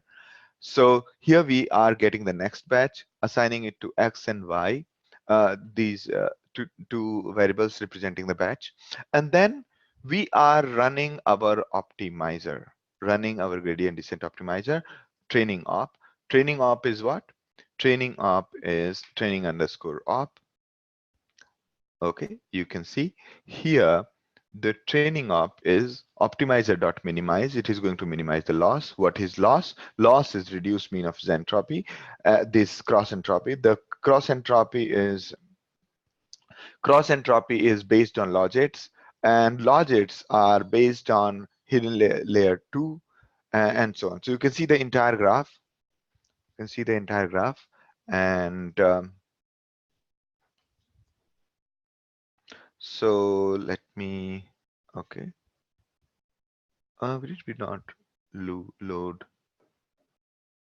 these variables? So what if I run oh, I did not run everything because we are assuming that we are loading the MNIST above, right? So till here, can I just run? Okay. Okay. Okay. All right. All right. So I think this is good. I'll just put it here so that there is no confusion at all.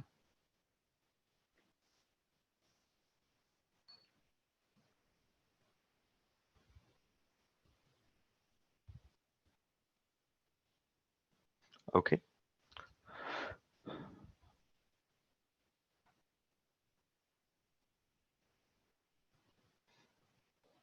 Okay, so it has started to execute. So it is finishing one training and printing the result. Okay.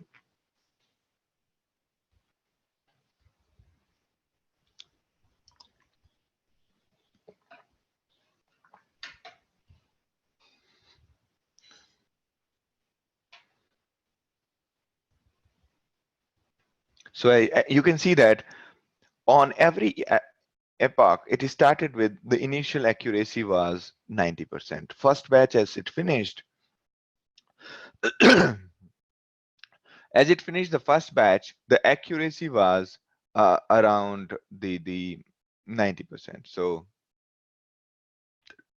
no, this one is not valid. Okay, so training accuracy is this much, validation is this much. I think this is the accuracy that we need to take a look at, because that's the one which is the against the X test, right? Okay, so yes, so you can see that initially it was 90% accuracy, and here by 30 we are reaching 97 starting. So the on the first epoch, as the first epoch finished, the accuracy was this. And why it's improving? Because the model remains the same. We basically calling the same, we basically running the same training op again and again. So those variables are intact. All right. So it's running the 40th, the last step.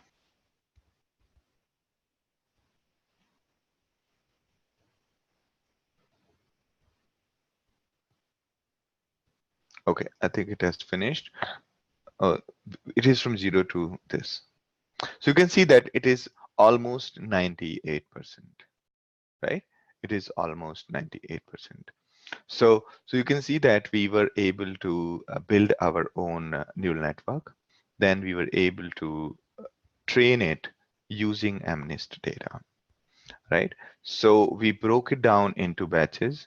For each batch, we trained our model, multiple images, and then we evaluated the accuracy. We evaluated the accuracy on the training data itself, and then we evaluated the accuracy on the testing data. Okay, so you can see that on the training data, it has started to giving 1. That means it has kind of memorized everything. Okay, while on the validation set, the accuracy is 0.97. Okay, so all right, is everybody able to run it?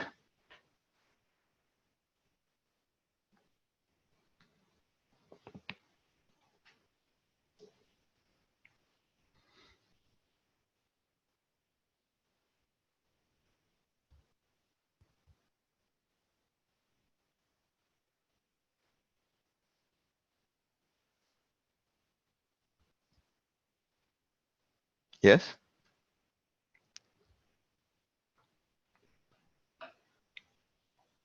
Great. So how much accuracy did you get? The validation accuracy, where accuracy on the validation set instead of the training set. For me, it was this.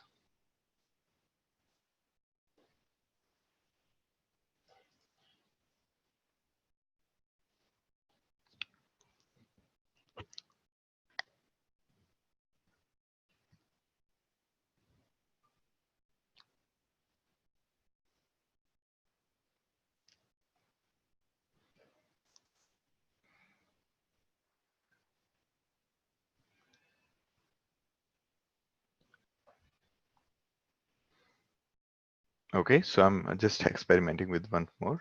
So did everybody get exactly like mine? Have we defined the random initializer somewhere? Here, did we?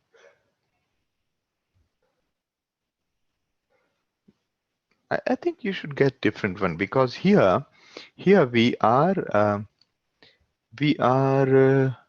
not fixing the random number, right? We are not putting the any seed, the random state. So I think all of you should get different. Okay, yeah. So for Pratik, it was slightly different, 9794.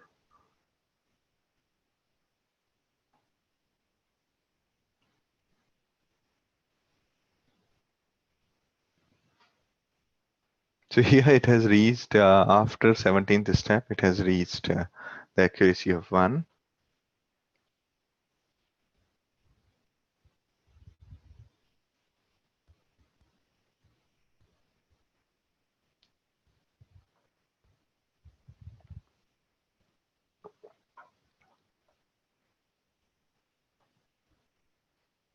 All right.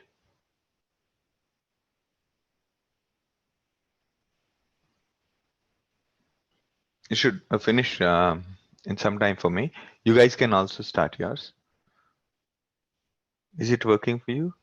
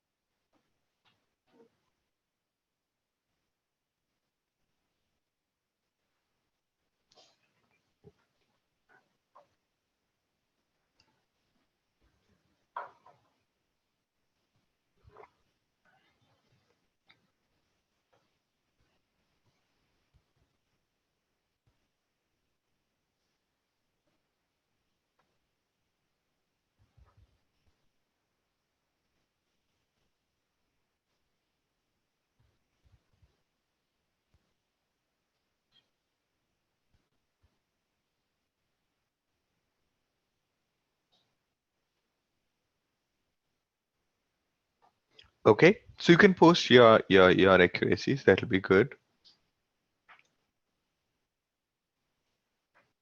Balaji, Vintav, James, Shahrukh, Pavan, Pratik. Pratik is done, and James is done. Shiva and Sydney. Sydney. So you could also post.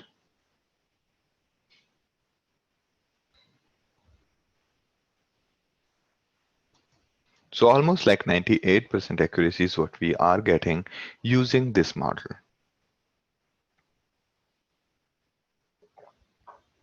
Okay.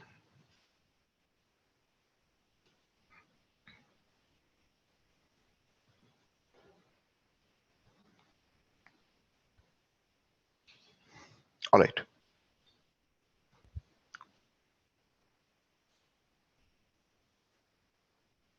All right. So any questions or should I move ahead?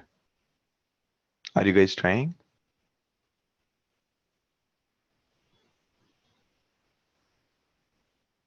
So Pratik is done, James is done, and Binta is done.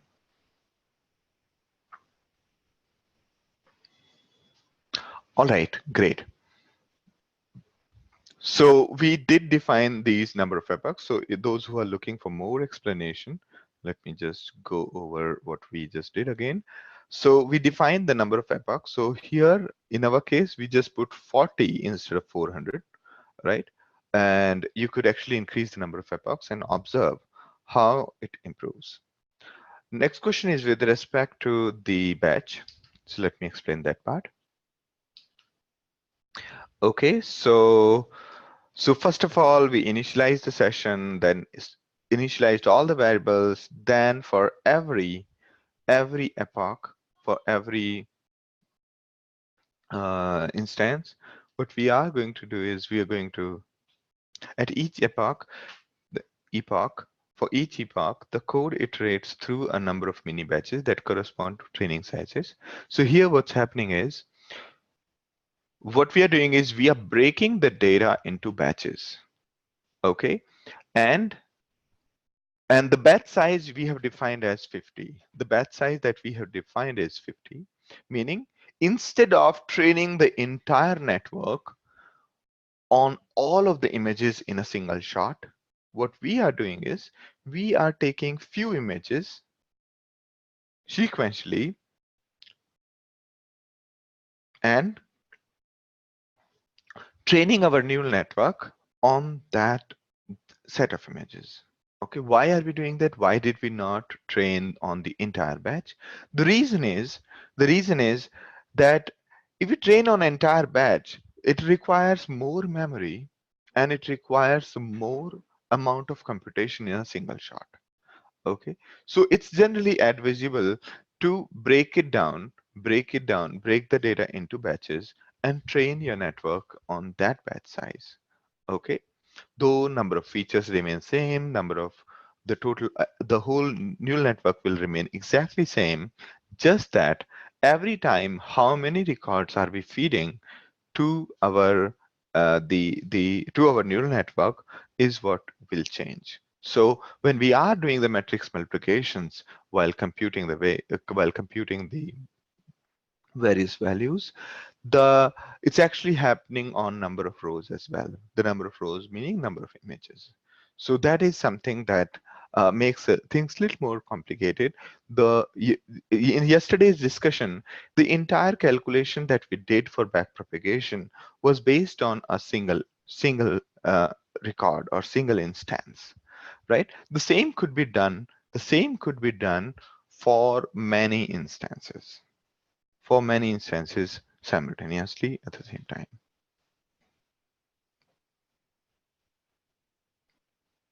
Okay, so here it is always wise. Generally, what happens is if you feed the entire instance of 50,000 images, it's going to take a lot of memory, and therefore it's not generally a wise idea to convert this basically to do this, to train our network on all images in a single shot. Let me show you how many batches are there. Okay, so 1100 batches, each of 50 size, right? So the total number of examples are 55,000. So out of 55,000, right? So it is training on out of 55,000 is training is it broke it down into 50 batches, which means 1100 images at once. So it is learning from 1100 images at once, and then doing it again and again for next 1100 and so on, right? So you can see that the right. So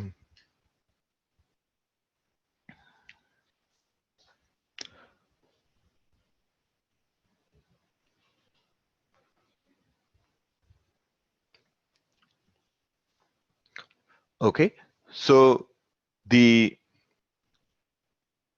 once we are done training our neural network on the all set of images, then we are calling the accuracy part. Okay, so once we are done with next, at the end of each epoch, the code evaluates the model on the last mini batch and so on. That's right, Binta. The double slashes that you see, double slashes are for keeping only the integer, right? Because we are talking about iteration, it'll throw an error saying range does not accept decimal numbers. Okay, that's fine.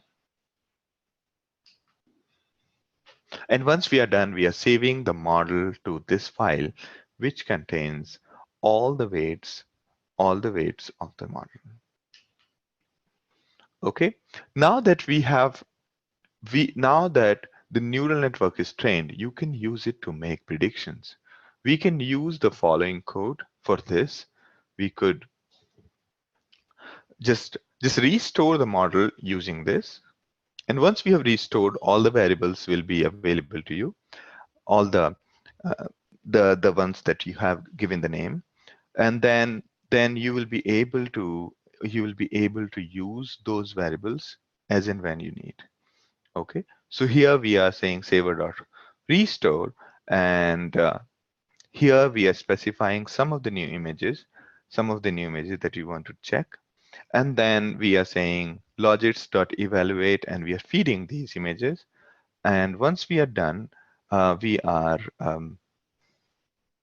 once we are done, we are finding out of these logits, we are finding that out of all of the predictions, which one has the maximum value, and that one is the prediction, right? What it gives us is um, columns, right? It gives us 10 columns. The result of the logits is 10 columns. The 0th one representing what digit, 0 1 representing the probability of the current digit being 0. Second column, that is 1, is representing the probability of something being 1, and so on. So that way, that way it is structured. So you can take a look at this. Let's just take a look at this. And here we are actually using it. So we are saying just pick first 20 images, and first 20 images, and then check on that. So we restored the session. We created scaled images, right? We just took some images, and then we feed it to the logits, the same neural network, and we let it evaluate. So we get the value of Z. Okay. Here we are not using that optimizer right now. We are just using the same neural network to neural networks of evaluation to compute. Okay. So basically whatever we did during training, the optimizer, we're not doing it now. We're just using the network. So here we get Z. Z is nothing but if you print Z, okay, if you print Z, right? So Z, you can see it's an array of arrays. Each array is 10 numbers. Each array is 10 numbers, right? So if you check the length of this, each array is 10 numbers, right? So And you can see that here we are, once we have computed, we are trying to print it. We are saying predicted classes is this and actual classes is this. Okay, so you can see almost everything looks good in this. Okay, let's just increase this to say 200. Same, right? Do you see any difference? Right? So, okay, this doesn't look very great. So let me just put it, say 50. So maybe the 50 will look, will have at least something.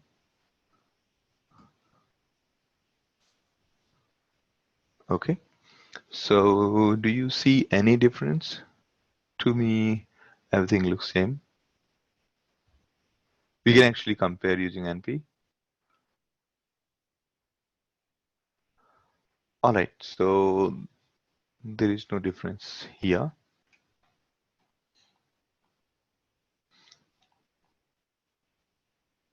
Okay, great. So basically, we are able to do the predictions, and actually, what we could do is we could just take this piece of code.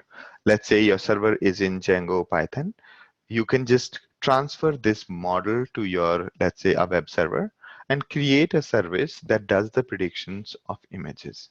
Okay, so you can take this file, put it on the server, install the TensorFlow library, and on the server side, you just call this. Okay, you just call this, and okay, so that way you could actually use it like a service API, and it can be used in the mobile app. It could be used anywhere. Let's say you have a mobile app which does the image digit recognition, and then it'll basically make a call to that one. Okay, and do the prediction on the digits. So you could do many things with this kind of model, because this model is not too huge. Okay, you can take a look at this model. How big is the model? So if you go into deep learning folder, what is the name of the folder? Folder name is more model CKPS, model CKPS. And here we have the last ones, right? So my model, my underscore model underscore final, right? This would be the one probably. Yeah, this would be the one. Okay, so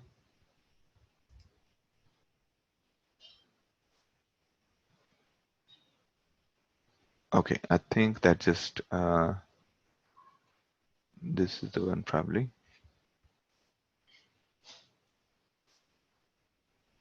This would be the one probably, right? So I can just take a look at the model using my local editor.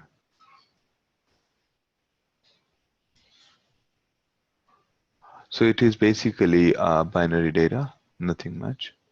The one that I wanted to take a look at was the size. Okay, not the model itself. So, right. So if I can actually do that using the console, that will be easier for me. Why I'm doing that? I want to take a look at the, I want to take a look at the size of each of these files. Okay. So ML/deep learning. Okay. So I can say LST, and right. So you can see the model CKPS.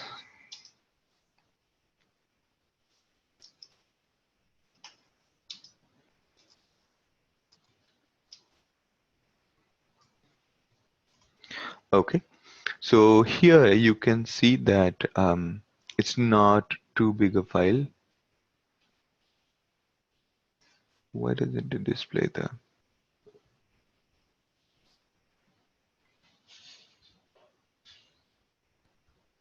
Okay, it does display.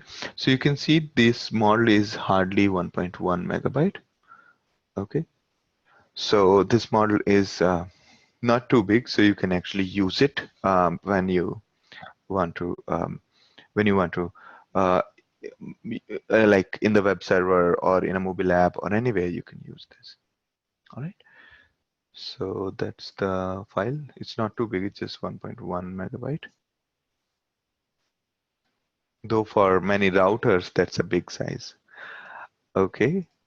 So maybe what you could do is you could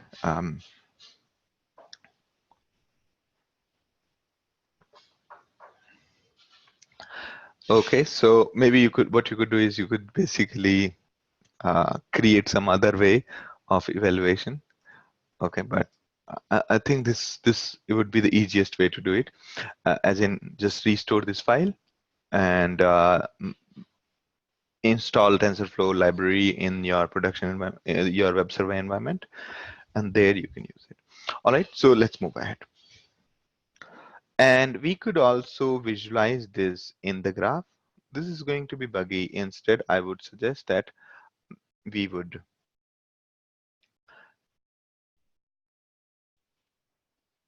a question from Binta is that can I use cat to take a look at the final model?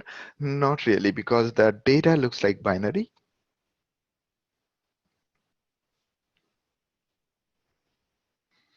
So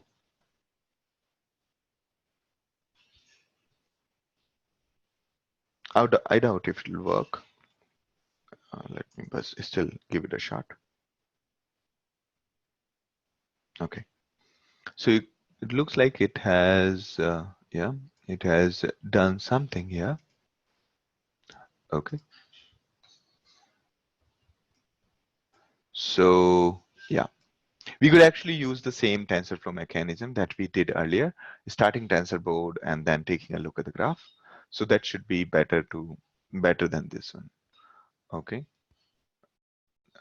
All right. So you can see that here, when we were creating the model, it basically yeah, this was the neural network.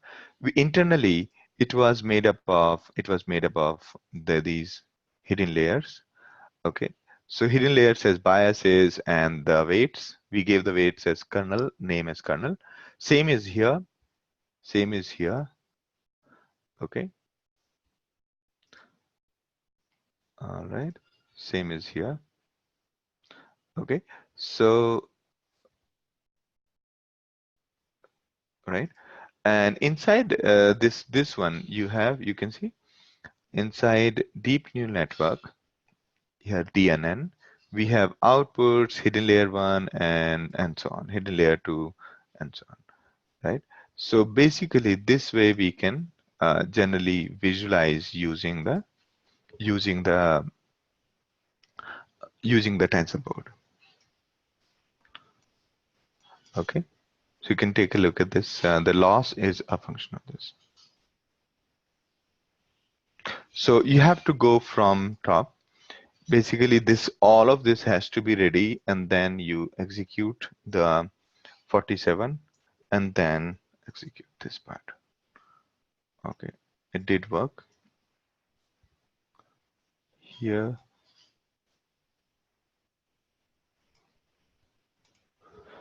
All right.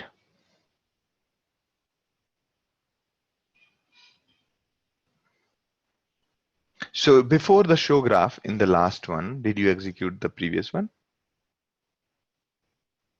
This one? And still the last one did not work.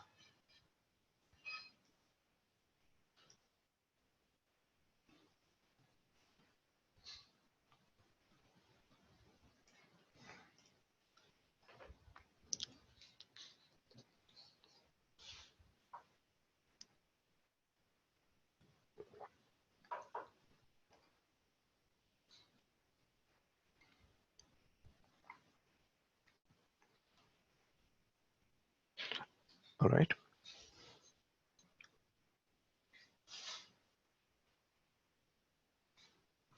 Okay, maybe we could just launch the tensor board and then take a look at that. Maybe that would do.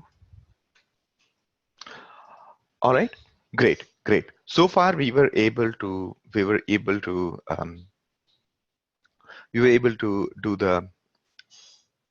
the entire.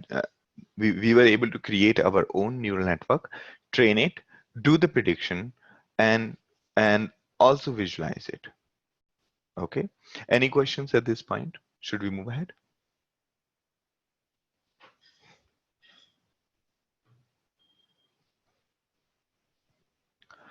All right. So so basically, this is the part that we just did, and that's all. Now, so once we have trained, so training was a most important part where we basically trained our neural network, and most of this will come off the shelf to you, right? Most of this would come off the shelf. Okay, if you want finer control, use TensorFlow. If you don't want finer control, you can use DFLearn. Okay, so in case, but in most of the projects, you will end up using TensorFlow because you would want finer control over what's going inside. Okay, so here the fine tuning is when you are looking for finer control, then the finer tuning is the next thing that you must learn. So the flexibility of neural network is also one of the drawbacks of the neural network. Why? Because in the neural network, because there are many parameters that you could tweak, or you can say there are many hyperparameters that you could tweak. You can use any imaginable network topology, how neurons are interconnected, how many layers are there, and so on, right? You can use unimaginable network topologies, right? But even in a simple MLP, if you think of it, let's say that you have just multi-layer layer perceptron, and you can see that you can change the number of layers, number of neurons per layers, type of activation function at each layer, and type of weight initialization logic, and more. So there is a lot of things that you could tweak, and that's why this neural networks remains as the continuously evolving area. Okay, it is, as we are talking now, there are a lot of research are happening, a lot of new ideas are coming up. So basically, here is on the left hand side, you see is neural network with two hidden layers, while on the right hand side there is a network as one hidden layer. Okay, all right. So a question from Minta is, however, the result is empty. There is no graph. I'll take a look at it later, or you want, is anybody else facing so I can take a look? Or maybe what we can do is we can try to plot the graph using TensorBoard. I think that I leave that as an exercise to all of you, that you do that. Okay. So we could basically try TensorBoard if this is not working. This is anyway not very stable way of plotting the graph.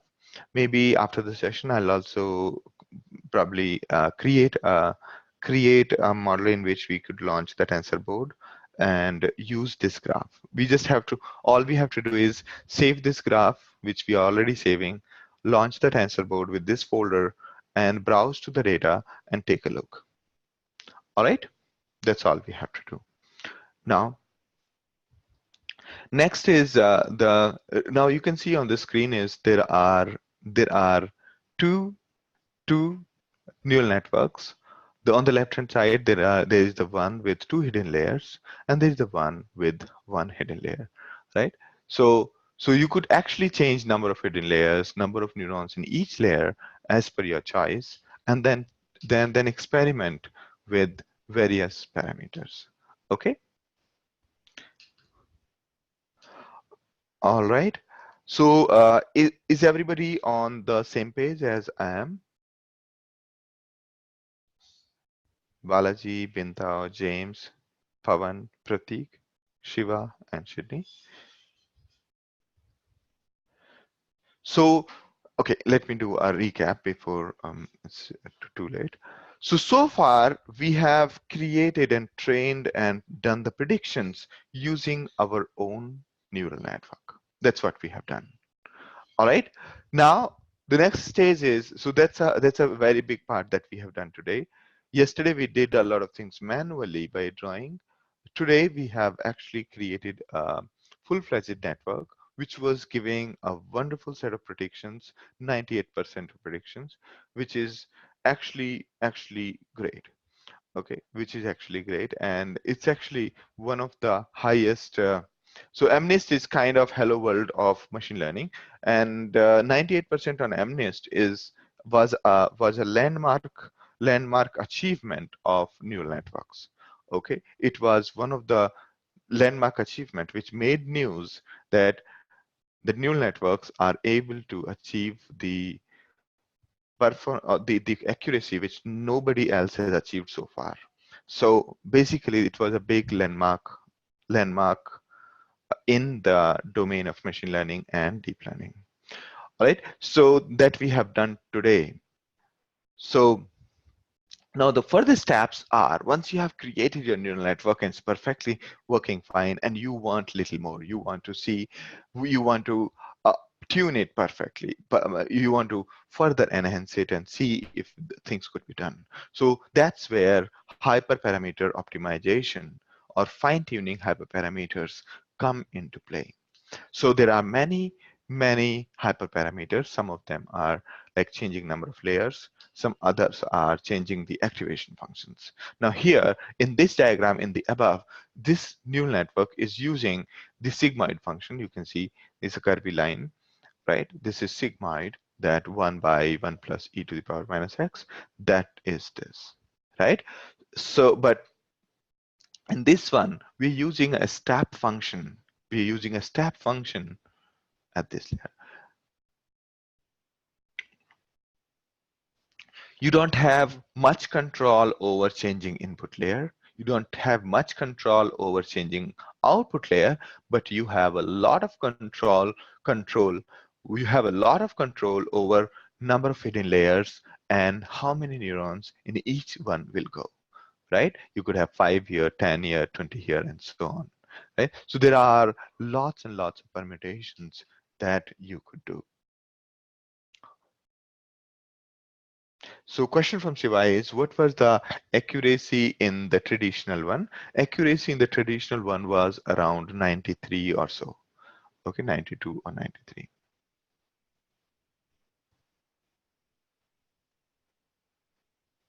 Okay. So, right. So these are the this is what active there could be multiple activation functions for the same layer and so on, right? Now, a question is, what parameters are good? Should we create more layers or should we put more neurons per layer? What are the best parameters for our task at hand? Of course, one of the simple solutions and suggestions for everything and everything is to use grid search, right? So one solution is to use grid search with cross validation to find the right hyperparameters, right? The way we were running in the number of epochs, there we could have used grid search instead. So one simple solution is to use grid search. What's a grid search? Grid search is nothing but we take some parameters, we try them, we then try another values of those parameters, then we try that, and so on. And the system does it automatically. For each of the grid parameters that we specify many values to try, and then the grid search function basically takes those values of parameters, keep on feeding it. So it'll first try n number of neurons with one layer, then it'll try two those n number of neurons with two layers, and so on, right? So that's a grid search. So now, since in grid search, so okay, how many of you are not aware of grid search?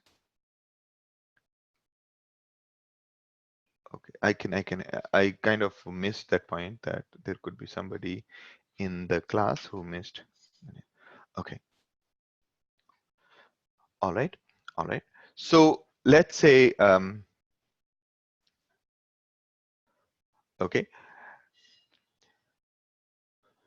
let us say there is, let's say there is a training function. Let's say I just define a training function here, or training algorithm.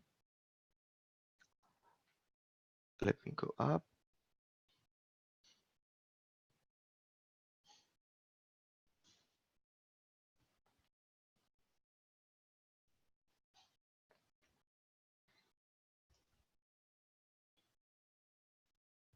Right here. Okay, so imagine that here is our function, right? Now, what are the various parameters to this algorithm? One is number of hidden units. In each one, how many of these are? This we can't change. This is based on our requirement. This we can't change much. So this is one of the things that we could try, right? The other thing we could try is how many iterations do we want to run it, correct? So we could create like layer 1 equals, let's say first we'll try 100, then 200, then 300, right? And layer 2, let's say no layer 2 at all, or say 100 and 200, correct? We could have third layer in between, third hidden layer, and again we could have a choice that this is there or not, and we could say 100, 200, right? And we basically, what we do is here, instead of calling this like here, what we do is we call it through the grid search. So for grid search function, we will pass these as parameters. We'll pass these as parameters. Okay, we pass these as parameters. So what it's going to do is it's going to try these combinations. It is going to try these combinations with the algorithm. So what it's going to do is, how many combinations are possible? Anybody? So we are saying layer 1 could be of 100, 200, or 300. Layer 2 could be of 0 or 100 or 200. Layer 3 could be of 0 or 100 or 200, right? So these are the various values. So we could do so this is called neuron in layer 1 in L1, right? For neuron in layer 2, okay, equals, right? And all right, so neuron in layer 2 for neuron in layer 3, L3, right? So you can see that if we just print these values, right? If we just print these values, okay?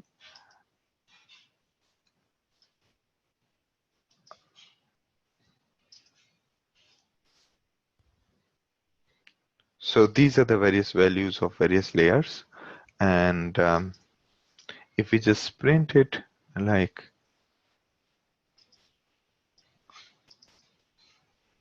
so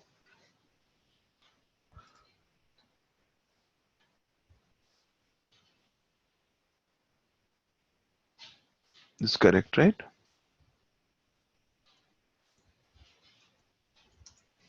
Okay, so these are the various combinations. Yes, that's correct. There are 27 permutations, 27 various configurations. So instead of us writing this for loop, the grid search function of scikit-learn provides a way to call this fit method and compare the results.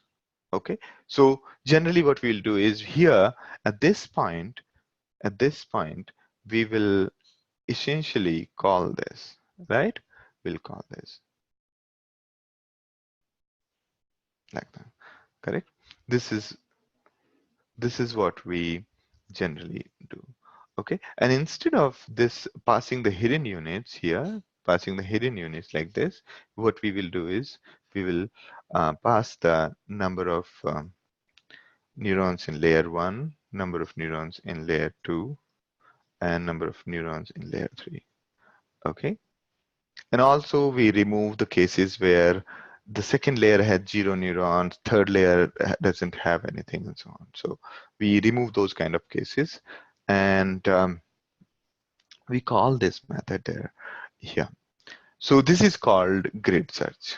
This is called grid search. We are trying all possibilities, and after fitting here, after we do the fitting, what we do is we do call the we basically check the accuracy here. Okay.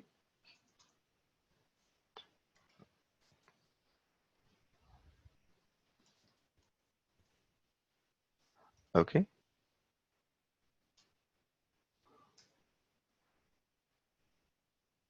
So, okay, can I just, oh, it's running actually, that's the reason. We started training it.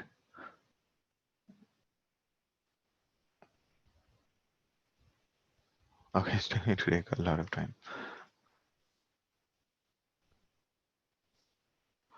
Okay. All right, so this is what I was showing.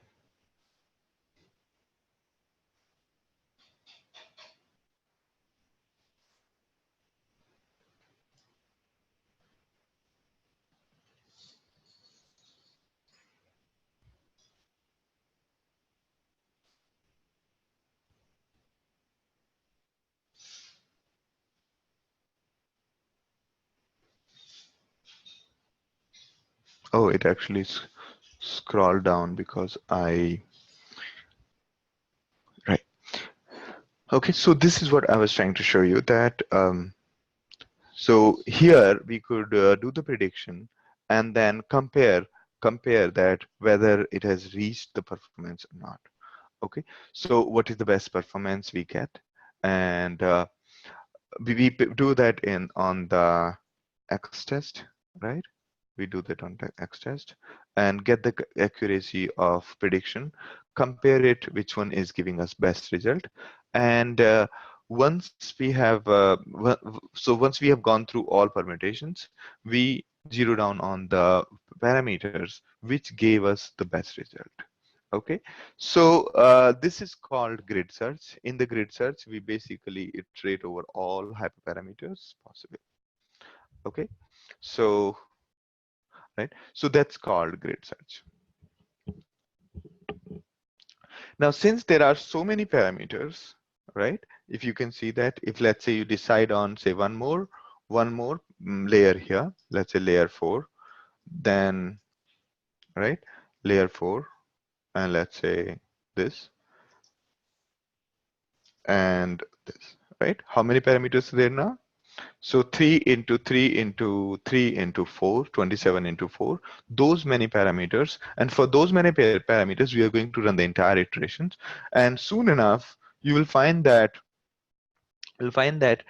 uh, it kind of has become just so many hyperparameters to try, like tens of thousands of hyperparameters to try. And in those cases, we generally use random search. So instead of trying all permutations, we just pick some of the permutations randomly and try those hyperparameters. All right, James and Siva, does it make sense to you?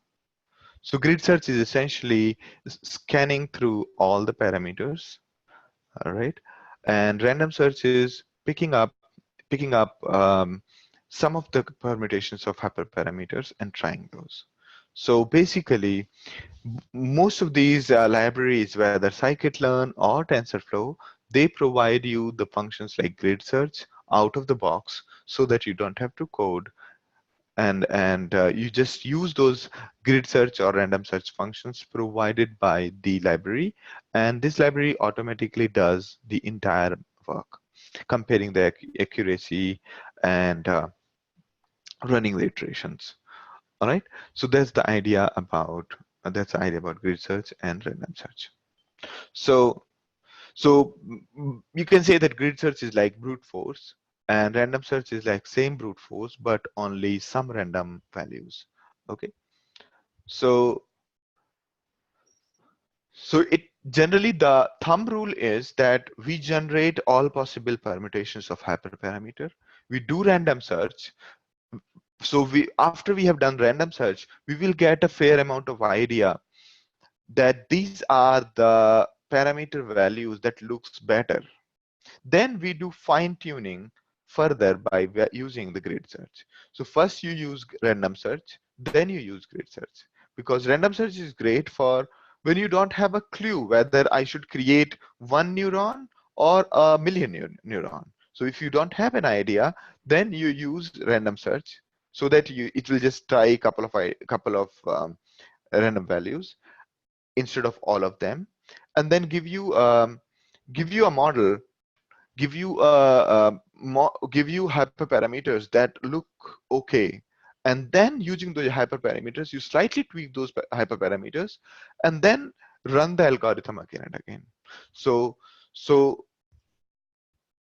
it helps to have an idea of what values are reasonable for each hyperparameter. So that's what random search do, and then we can restrict the search space and do the grid search further. So now let's start with the number of hidden layers. Number of hidden layers could be, so there are deep neural networks and shallow neural networks. For many problems, we can just begin with a single hidden layer and you will get a reasonable results. So MLP with just one hidden layer, meaning there's total 3 layers. One is input, hidden, and the third one is output. So an MLP with just one hidden layer can model even the most complex functions provided it has enough neuron. Okay, so for a long time, this fact convinced researchers that there was no need to investigate the deep neural network because a single layer was just working fine. Okay, now but they overlook the fact that deep networks have a much higher parameter efficiency than shallow ones. So so so basically, when you have more layers, it is far more efficient than the shallow ones. So more number of layers, better is the efficiency. Parameter efficiency is in the weights. So hyperparameter and parameter, these are two different things. Hyperparameters means the argument to the function, while the, the normal parameters means weights or biases. So deep a number of if you have more number of layers, that one generally gives you better performance. This means that they can model complex functions using really small number of neurons than shallow ones. So it is always a better choice to go for more layers than more neurons. Okay, so we can begin with a single hidden layer and get reasonable result, and can model even the most complex functions provided it has enough neurons, right? So deep neural network, the shallow ones is like one hidden layer. It can do a lot of complex functions, but it would require a lot of neurons. Now, this deep neural network, having say more than one hidden layer, can have much higher performance efficiency, parameter efficiency, than the shallow ones, meaning you don't require too many neurons. Okay, so it can model complex functions using exponentially fewer neurons than shallow ones. This is much faster to train. This is much faster to train, and so to understand why deep neural network have much higher parameter efficiency than shallow ones, consider the following analogy. Suppose you are asked to draw, okay? So I'll explain here that, again, the point we are trying to make here is, instead of increasing neuron, increase the number of layers. Okay, that's a trade-off that pays you better than increasing the number of neurons. So either you could have like thousands of neurons, or you could just have multiple layers with hundreds of neurons. The both will have similar results. So in the trade-off between number of layers and number of neurons, it is the number of layers that win. Okay, the reason is that to understand why deep neural network has much higher parameter efficiency than shallow ones is consider the following analogy. Suppose you are asked to draw a forest using some drawing software, but you are not allowed to do copy paste. But you are not allowed to do copy paste. So you will end up doing the same thing again and again, right? Same thing again and again. And therefore, you will not utilize what we did earlier in the future. Just like when you are drawing something and you're not allowed to copy paste, whatever you drew earlier, you're not able to reuse it. Correct? While in case of multi-layers, you are able to reuse what we did, right? Let me go back to the discussion that we did earlier here. Okay, so there was where is the yesterday's graph? Yeah, this one, right? So here, whatever we did computation for this layer, that was useful in this layer also, correct? Whatever computation we were doing here was useful in this also, correct? Therefore, layers give you more performance efficiency because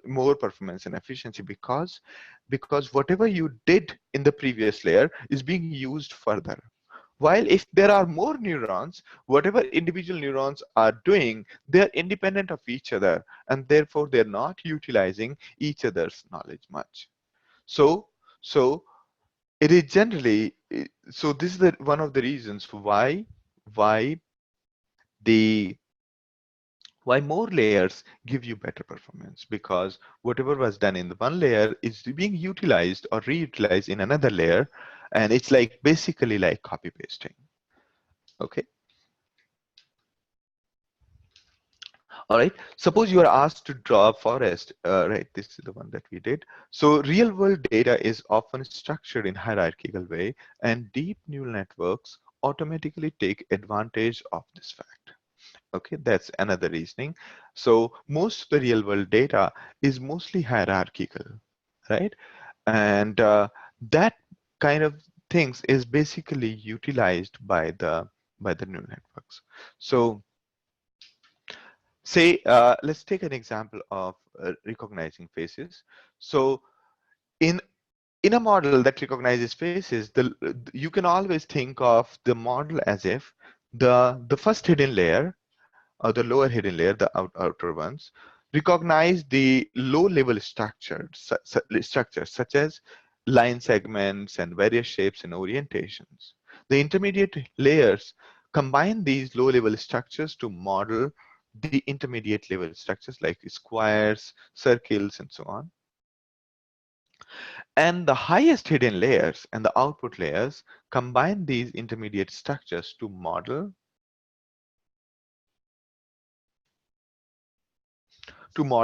high level structures such as faces, right?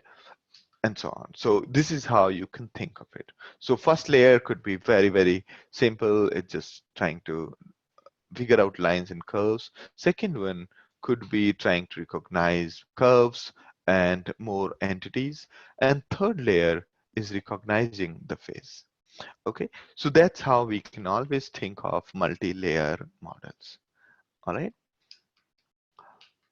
So basically, it's a very vague analogy that we are trying to explain right now to give you an idea of why the deep neural network actually perform better than better than mm, shallow ones with more neurons.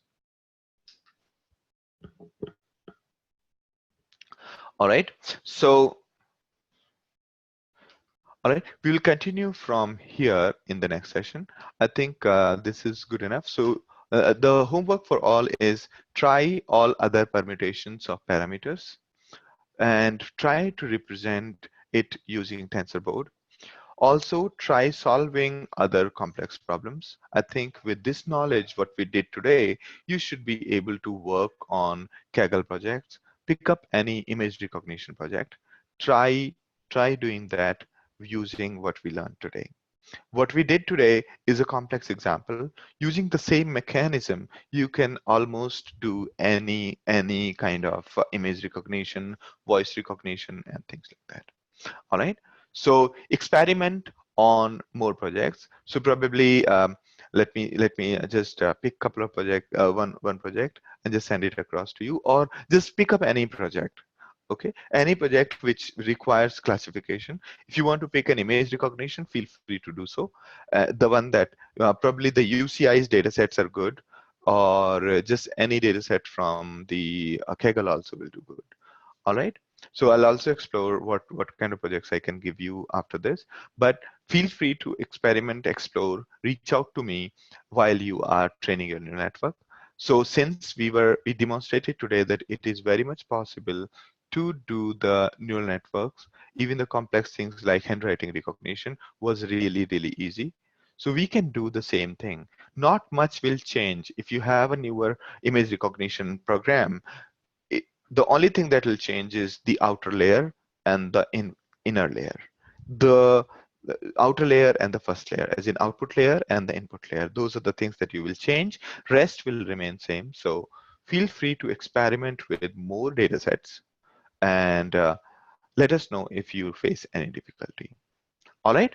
So that's a good assignment for the week. Without the knowledge of fine-tuning the hyperparameter, you can actually achieve a lot. So you don't have to worry about learning the part after the fine-tuning. So you can actually, whatever we learned today, you can do a lot with that. Okay, I look forward to see you next week.